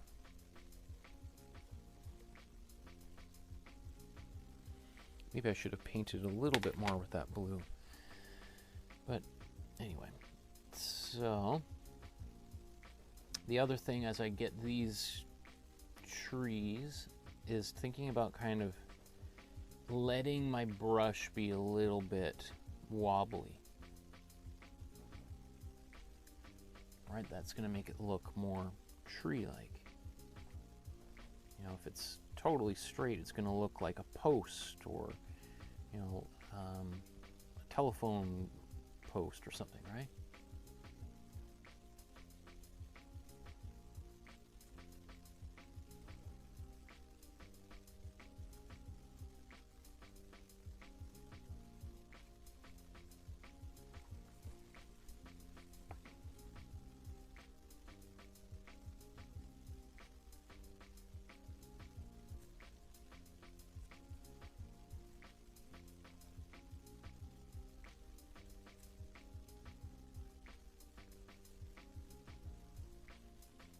I mean, it's funny to like think of the scale of these trees compared to, I think like these are supposed to be like little horses and people riding by.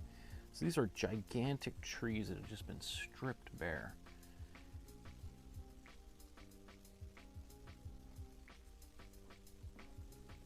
And that is definitely one of the things, a repeating image in A.Y. Jackson's wartime paintings is these trees. I read his autobiography a few years ago, so I'm not super, I can't remember every detail, but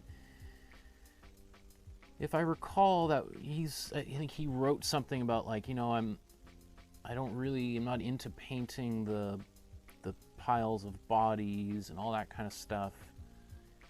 He was really a landscape painter to begin with, so he wanted to paint the landscapes, and he didn't really even want to paint the you know, explosions and all that kind of stuff. He liked these a little bit more subtle images of ruined landscapes. He felt that those paintings, like this painting, were more evocative of destruction than painting dead bodies piled up. A.Y. Jackson had he had spent a few summers in this area a couple of years before World War I broke out, and so he had stayed with people and become friends with people. May have had, you know, a lover or, out there, and that was one of the primary reasons that he signed up. He volunteered to go to war. His friend and later Group of Seven member Arthur, or Lismer, yeah, was it Lismer? Let me just,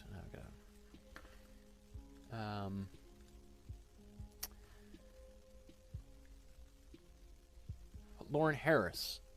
That's right, Lauren.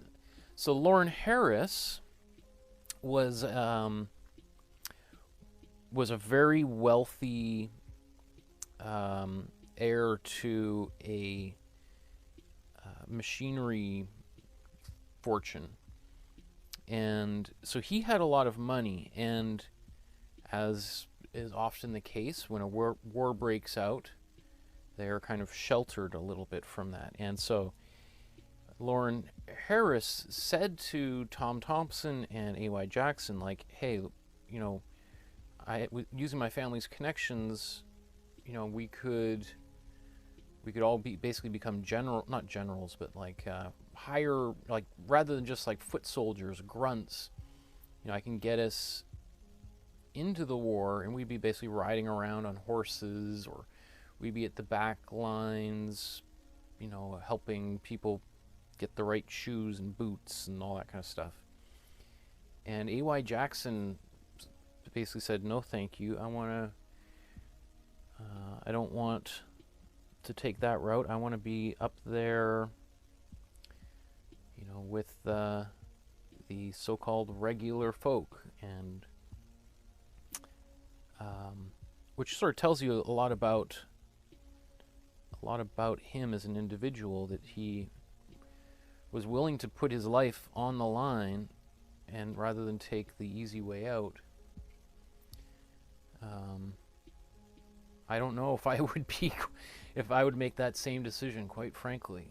If war broke out and people had to enlist, and I had a friend who said that they could help me get through the war in the most safe way possible, sign me up. My goodness.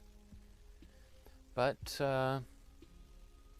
he wasn't there long. He was basically there in this same area, Étampes, France. Or no, sorry, Étampes is where he went to recover, sorry, St. John's Wood.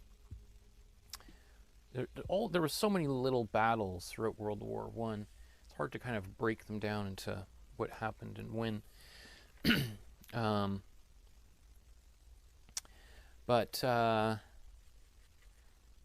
Was it? I think it's in April 1916. He's shot and wounded while, you know, the Canadians had just recaptured an area that they held.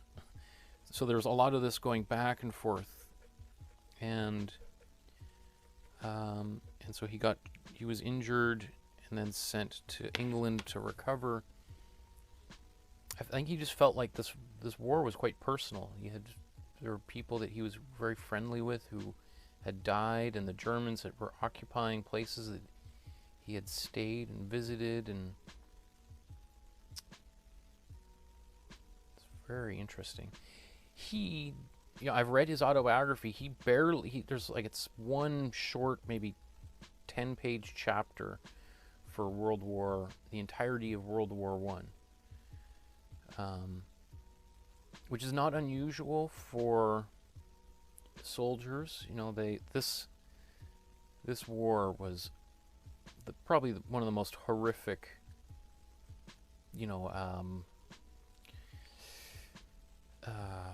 wars or situations.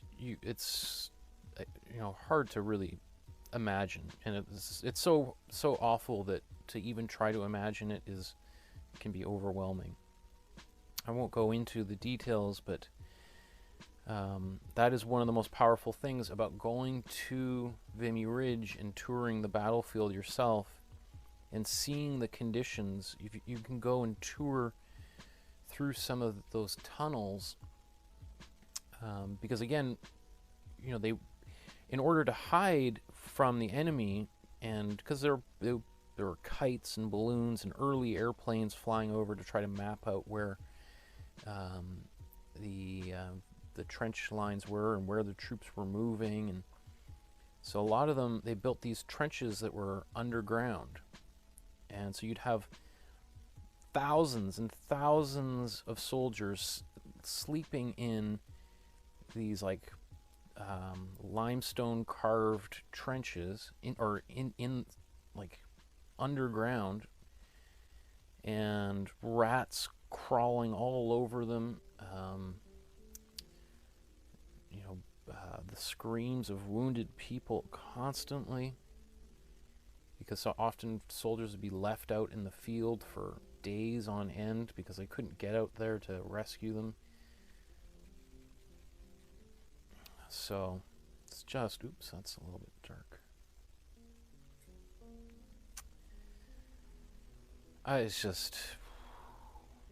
I remember leaving that Vimy Ridge just almost in tears, just thinking about how intense that would be. And at the time, I was a student in art school in Los Angeles, and I remember thinking, like, if World War, if this was 1915, World War One would have broken out. I would have been conscripted. I would have had to leave Los Angeles, fly back to Canada. While all my American friends, remember, the United States didn't enter the war for a couple of years. Meanwhile, Canadians and Australians and British and all the British colonies, India, North Africa, were conscripted into the war and fighting. Okay, so you see how all of a sudden this picture, all the sloppiness that I had there for the longest time, all of that is starting to kind of disappear a bit as I start putting in some lines. Now, again, if I was going to really take my time, I would probably be changing my colors up a little bit, which is what I try to do as I'm painting. Is as I'm going back in here, I'm just sort of mixing colors almost randomly, trying to just keep the color on my brush changing as frequently as possible. So I think, now here's a horse. I don't know how much I'm going to get in terms of detail there.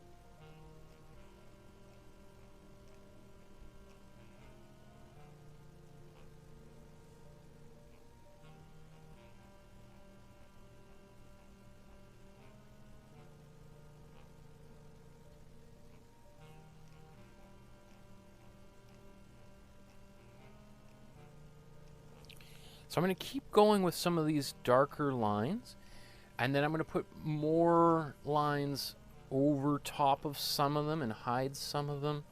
You just this constant back and forth here.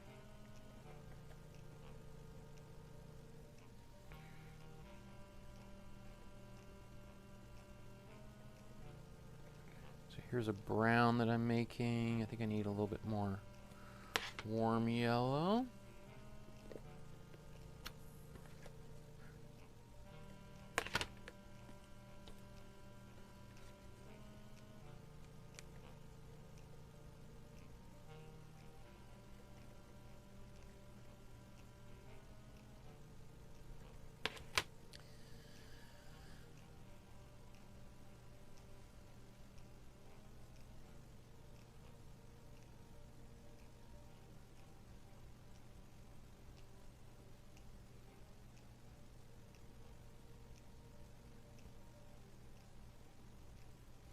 I would definitely say that if you have a chance, it is well worth your time. I think, in fact, not only well worth your time, I think you have a social responsibility to go visit some of these battlefields. If you're Canadian and you're in Europe, I think the right thing to do is to go and pay a visit to these fields. I think it will change, give you a whole new perspective on what Canadian history and the sacrifices people have made. I mean, it's also, I mean, it sounds kind of depressing and dour, but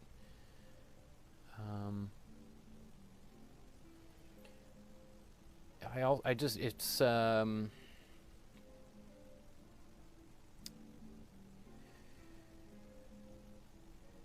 for me, it also was like a real energizing, like I felt like, wow, like I have, think of like these people, all these young people, like most of those people that died were like in their early 20s, late the teens even, right?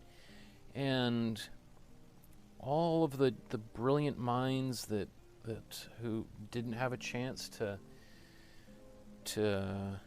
go to art school or to, you know, to have children, to follow their own dreams, all like, and so I feel like, wow, man, I am lucky. I gotta get on my horse and make something of myself, because these poor people never had an opportunity to do so.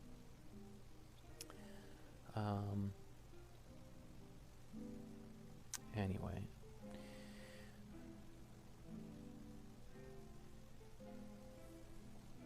it was after having that experience, it was definitely one of the things that encouraged me to become part of the Canadian Forces Artist Program, which I've talked about before.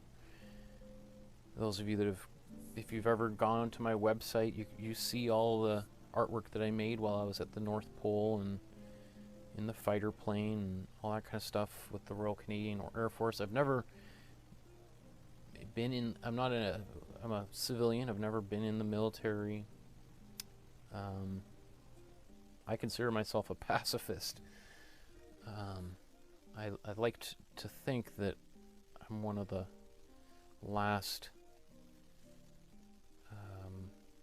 war artists, and that war will end. But it could be a while before that ends up happening, so I'd like to live in a world without guns, without tanks and missiles and all that kind of stuff, but I am also a realist. I'm aware of, I'm not naive. I know how naive that sounds to some people, but I think eventually, unless we blow ourselves up, we'll come to our senses at some point. Realize that all this war is really unproductive.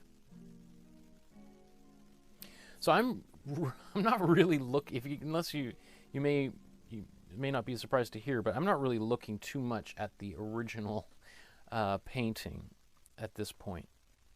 I'm still really, I really just, I just sort of get into the painting and I just start, like what I'm trying to do is feel the movement of the landscape and where it rises and falls. So I'm trying to build up, like, again, a little bit more structure in here.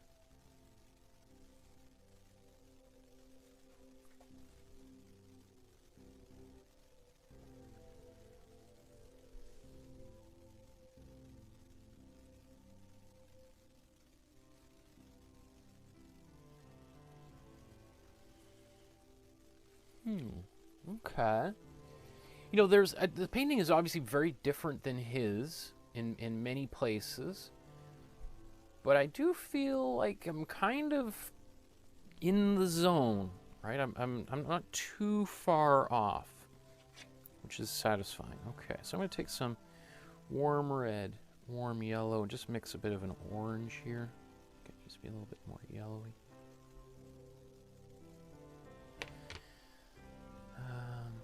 Let's paint.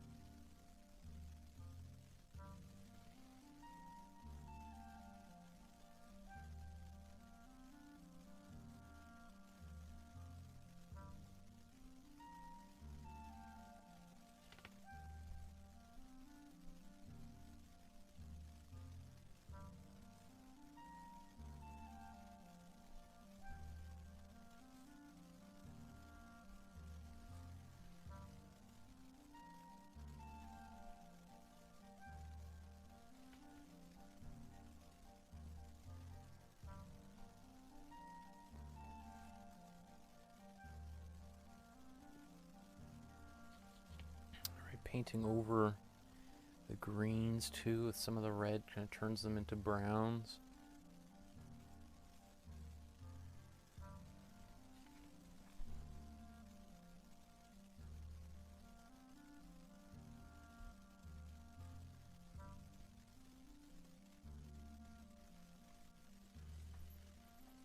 Okay, that's going to take a lot more yellow. Warm yellow and warm red. Just sort of continue this.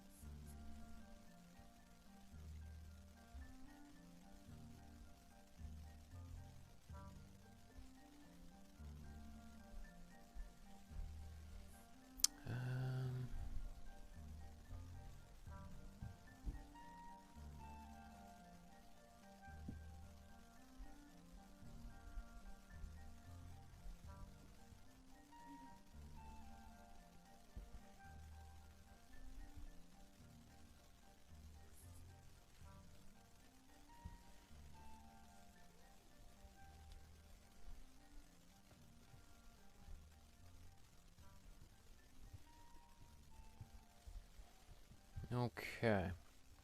I'm starting to slow down as I get kind of closer to being done. I don't know. I'm kind of pretty happy with a lot of the stuff down here. I was expecting to do a lot more work in the middle ground. I am almost... Well, I think I will end up doing more there, but I don't mind it too much in this in its current state. So, be different for everyone, but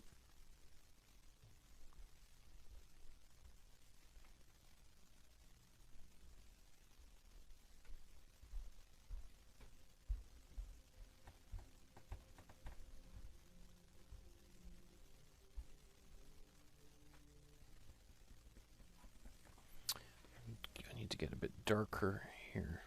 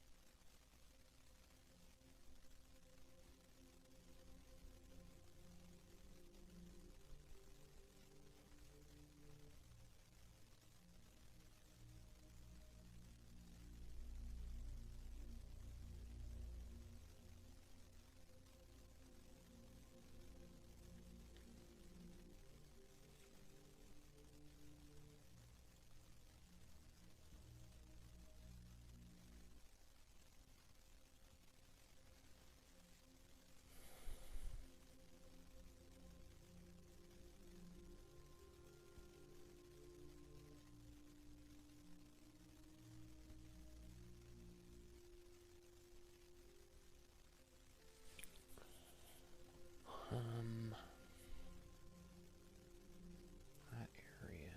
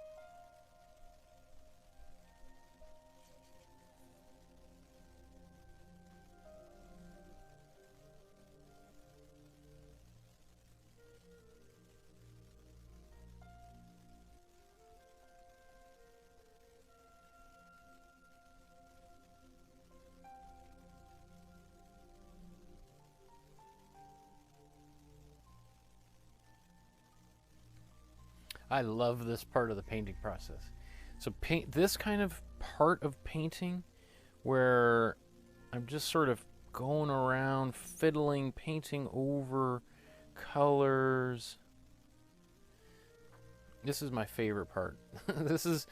This to me, and you can see that, like, you look at my face, like I'm not here's the original image. I'm not really looking at the original image. I just look at my painting and think, like, okay, where does it need to be a little bit darker? Where could it be a little bit brighter?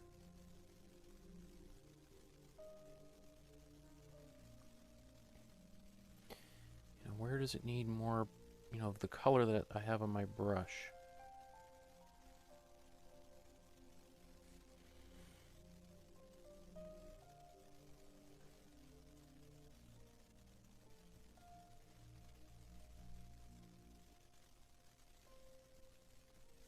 just start going back and forth.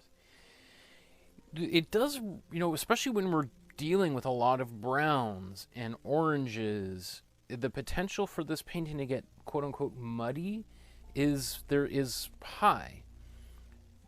Having said this is a muddy environment, right? So it's if there's any time where being muddy is totally acceptable, it's in a painting like this.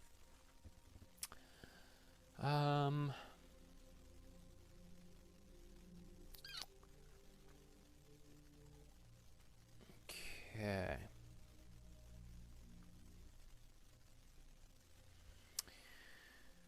So, I think I'm going to do just a little bit of work here. Just maybe giving a couple of these horizontal lines going across, crisscrossing back there. Got some of this muddy color from before, so I'm just going to take it, get a lot more white on it so it kind of becomes a bit of a gray.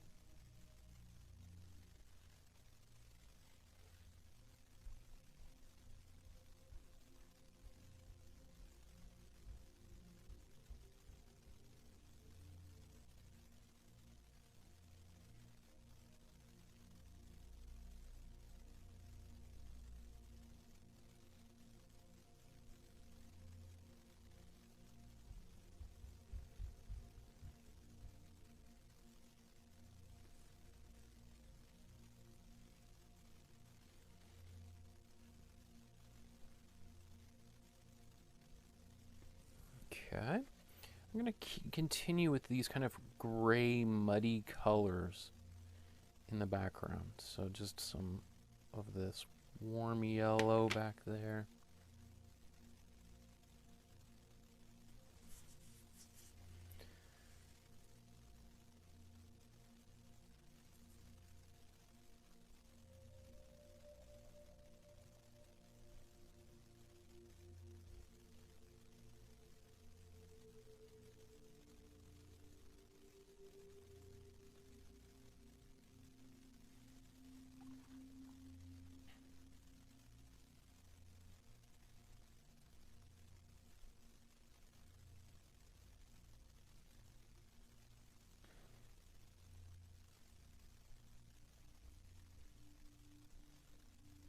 Building here.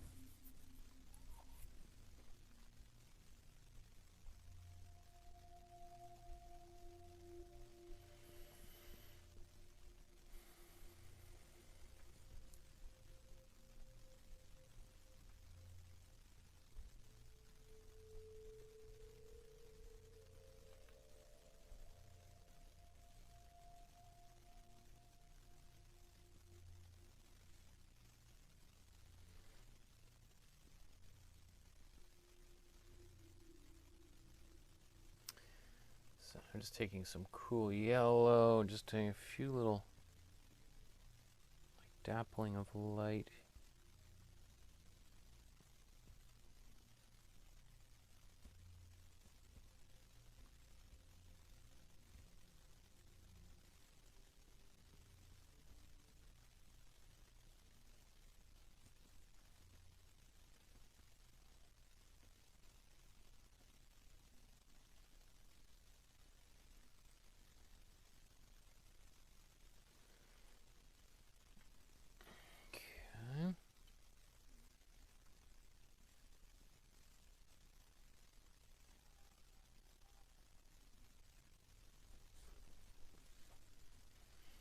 So right now this is a lot of white on this brush. I'm going to go back over some of it with yellow.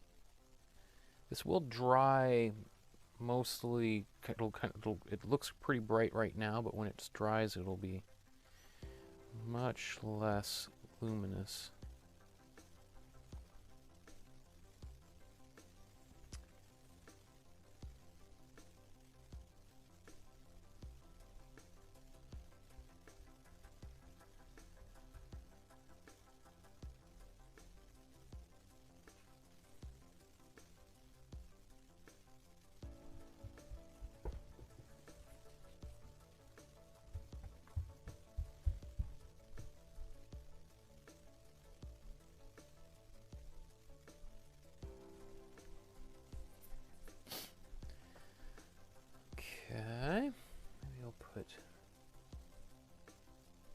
those trees are probably about as bright as they need to go.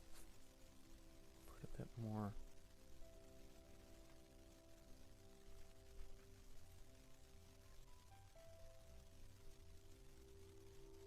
On this hillside,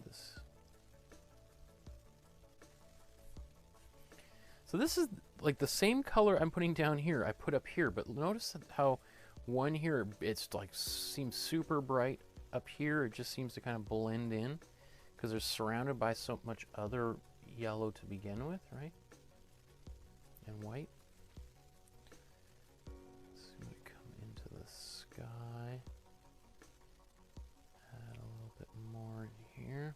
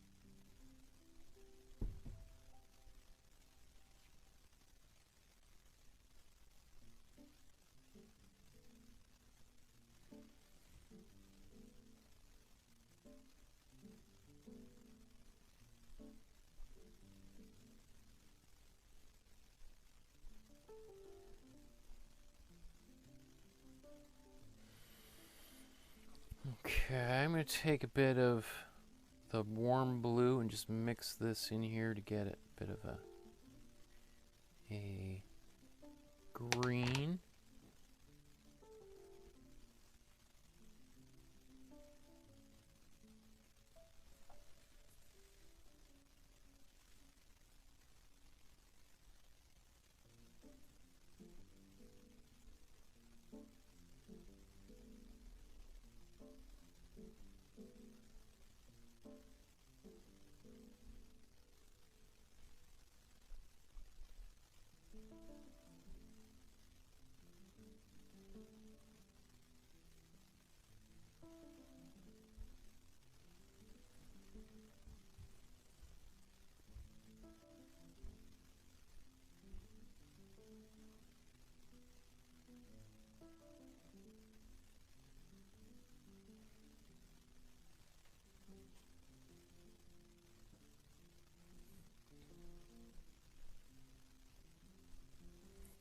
Okay. Might have been a little too, well, I don't know, it's not too bad. I was going to say too much green, but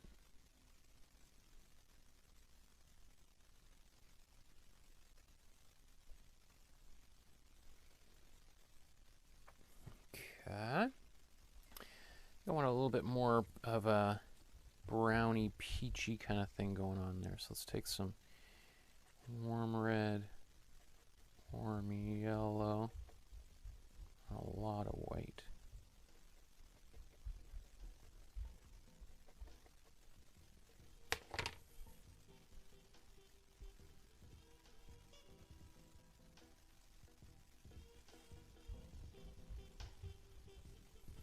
A little bit too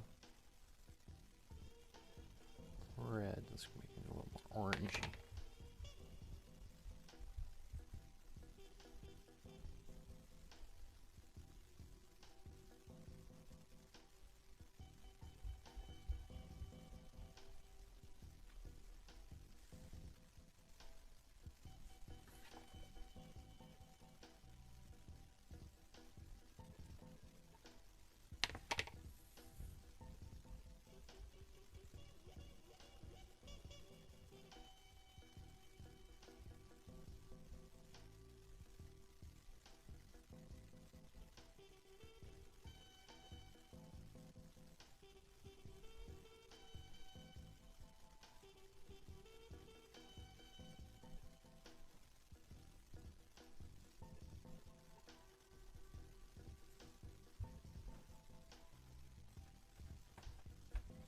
So he's got a bit more, there's definitely a lot more, or like earthy oranges in some of these areas here, but I don't know. Like again, I say this, I'm a broken record, but my painting has got to be its own painting.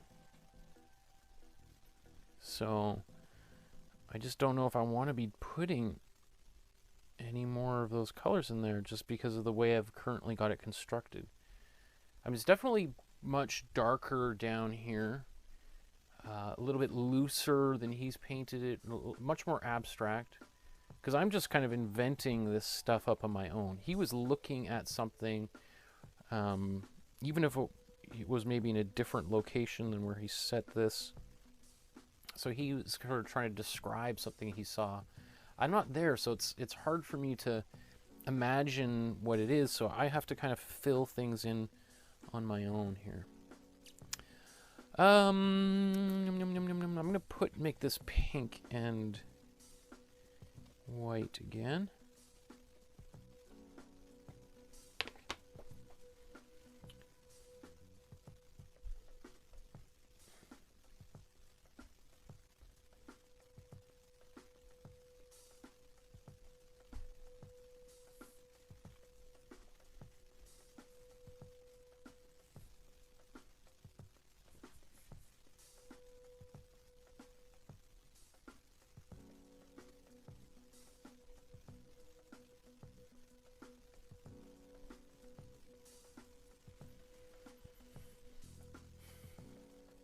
Interesting, that pink hill like that. Really beautiful.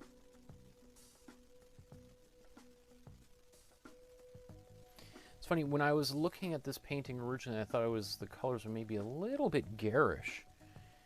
But the more I look at it, the more I really like it. So, anyway, it's funny how that works.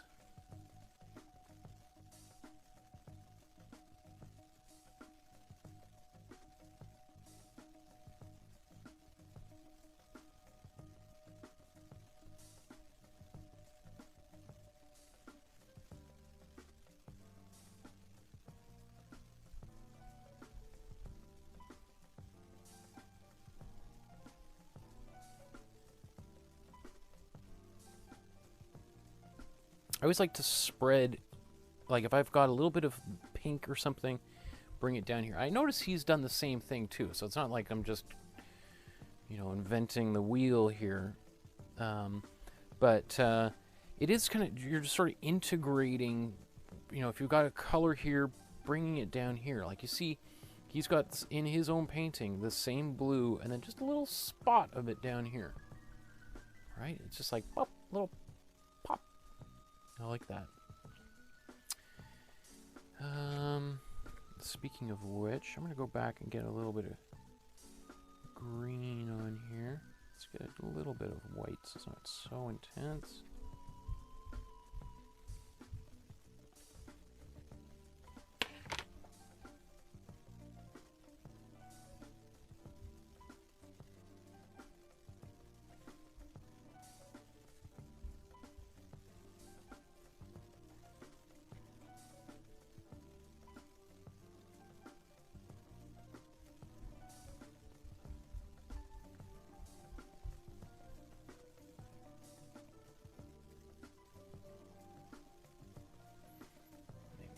Bit of more white in that color. A little too dark. Adding a little bit of white just pushes it a little bit further back into the horizon here.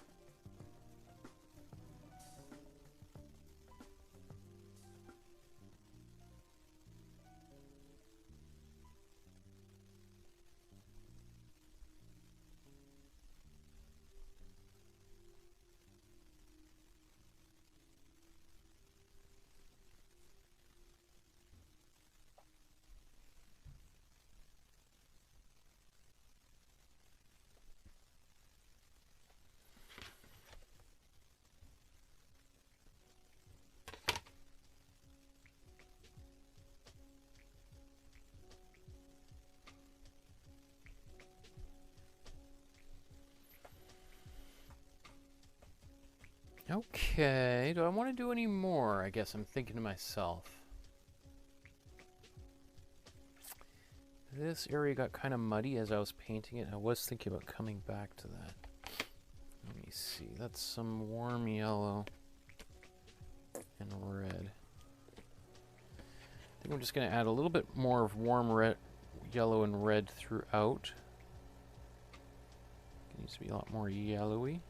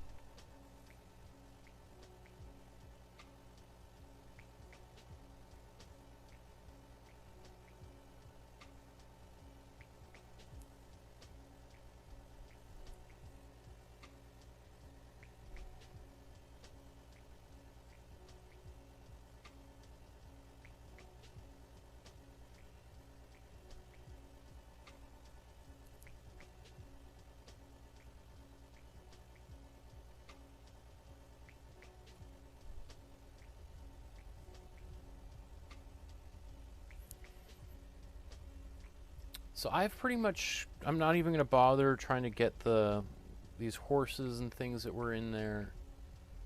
I'm just basically omitting them entirely. It's your call how you want to deal with those.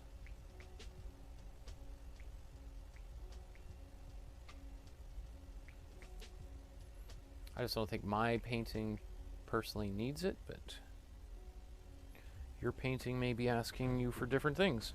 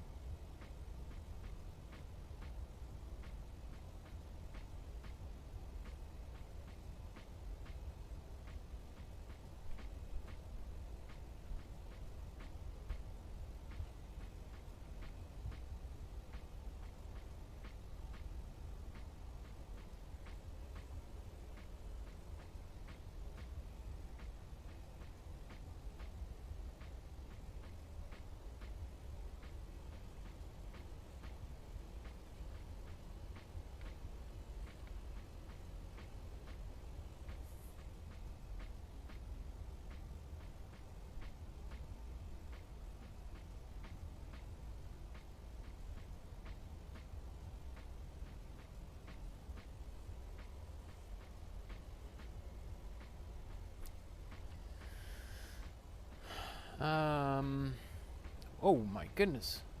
Lots of comments here.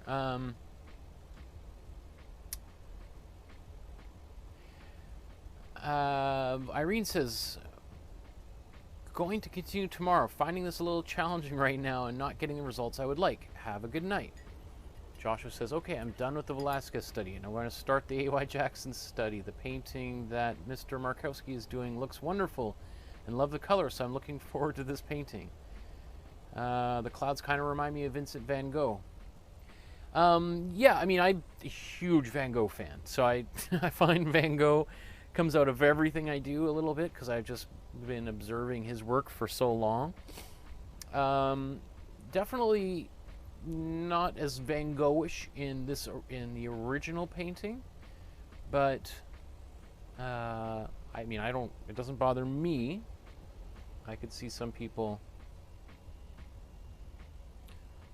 wanting it to look a little bit different, but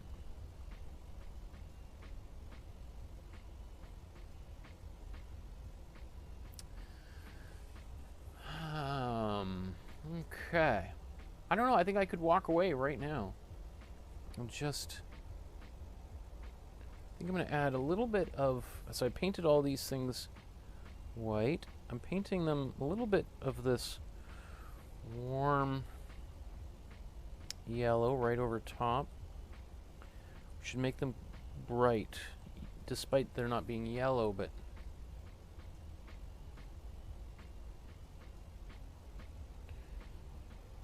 there we go.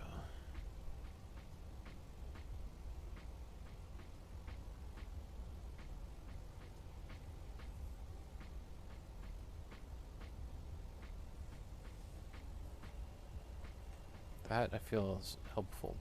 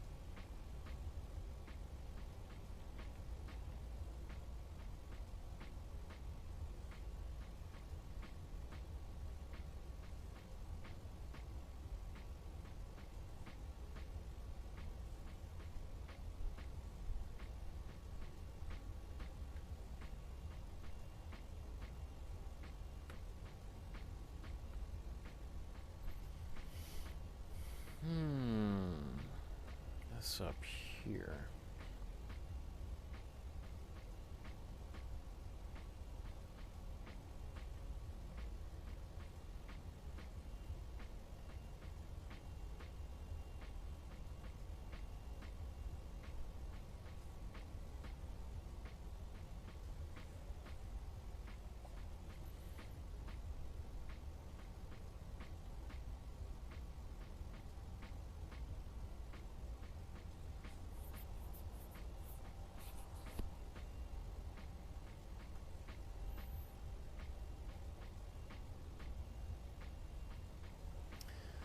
Okay, I think you know, I'm pretty happy with that. I don't even know. I was contemplating going back into those clouds. It is a little bit weird having them these dark purple lines up there. But I don't mind it so much. I think one last little thing. I'm going to take a bit of white. I'm just going to... Oops. It needs to be a little bit darker.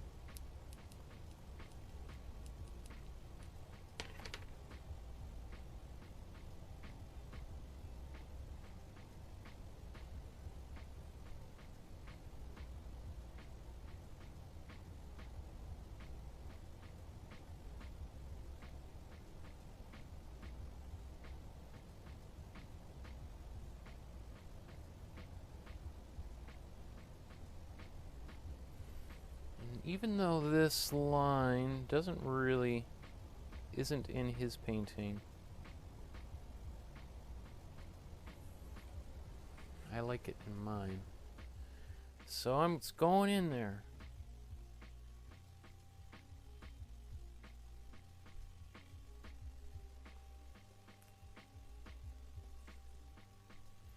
You have my permission to do the same. Whatever you want. Whatever you feel like your painting needs, you should feel permission to add.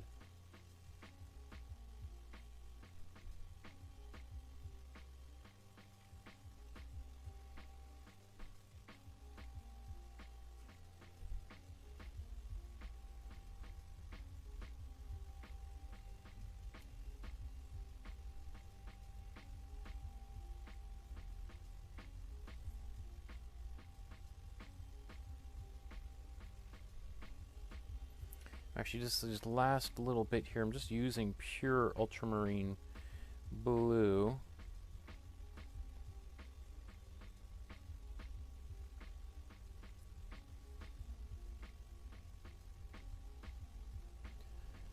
just a bit of, like, it's so contrasting to everything else. It really kind of digs some lines into this surface. I like that.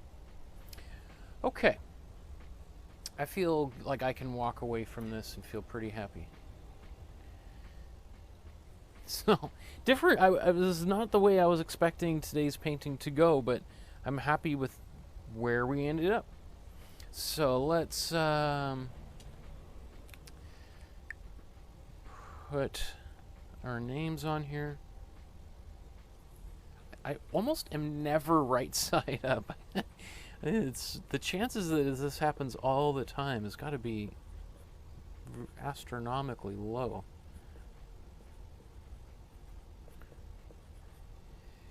This is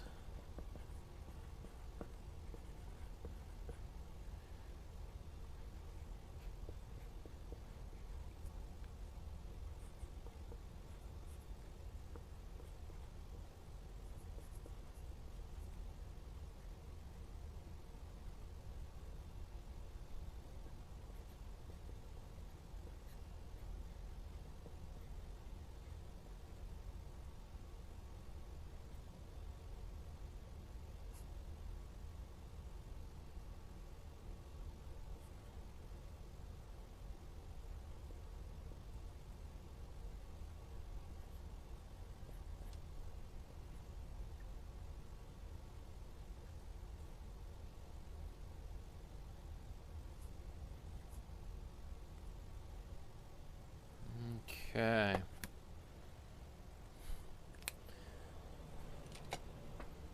That is wild. Huh. Cool. I would never, I would not have painted pink like that into a painting if it wasn't for looking at AY's original. Now, again, you've probably seen almost every painting I've made. My colors tend to be a little bit more saturated and poppy than the original. Almost Easter egg kind of stuff going on up there. But, what can I say? I don't mind it. I like it. Maybe I'm losing my mind a little bit, and maybe later on I'll look at it and be like, yikes. But at the moment, I'm pretty happy. I still have no clue what is going on over here either. So if somebody knows, I would be interested to know. Okay, so thank you everyone for joining me for another one of these episodes. On this Saturday at 4 o'clock Pacific time, I'm going to do a feedback session where we're going to take a look at the paintings that you guys have made, and I'll let you know what I think. From what I've seen on our Facebook page, I'm pretty impressed. If you haven't joined the Facebook page, today's the time to start uploading your pictures. There's a lot to get through. I'm not sure if we'll be able to get through all up to where we are now, but we'll do our best. We should be able to get through about 15 or so of the paintings. So, yeah, anyway, thank you again for joining me, and there's a PayPal link down below if you'd like to leave a donation. If you're unable to spare a couple of extra dollars, just liking this video is a big, there's 100 or so people that watch the episode, and then 10 people will like it. And, it'd be great if every single one of those persons who've painted along with me just tapped the like button. That's all I ask, right? And if you want to do me an extra solid, you could go and comment after this video is no longer live. Commenting below go back to one of your favorite videos that you've watched. Comment on that one. Just say, hey, I like it. All of those things. I know it's super simple, but that really helps the YouTube algorithm, right? And for all this free content, that would be just the smallest gift that you could give me, and I'd be very appreciated. I would be appreciative. Okay, everybody, enjoy the rest of your evening, morning, lunch, dinner, sunset, sunrise, wherever you are on our beautiful planet. Thank you to the men and women that have made it possible for me to be standing here and to be able to express myself with complete freedom. We owe a huge debt of gratitude to the thousands and millions of soldiers who died in World War I, World War II, Korea, Vietnam, and all the other conflicts since. Wouldn't it be great if we lived in a world free from violence and war, fascism, and all those things? So, we can dream, we can hope, and we can vote for people that stand up for those ideals. So, anyway, I won't rant anymore. I appreciate you guys painting along with me. We'll see you on Saturday. No painting on Saturday, just celebration, right? Pour yourself a mimosa, cocktail, tea, or whatever makes you happy. We'll see you on Saturday, everybody. Enjoy the rest of your evening. Good night.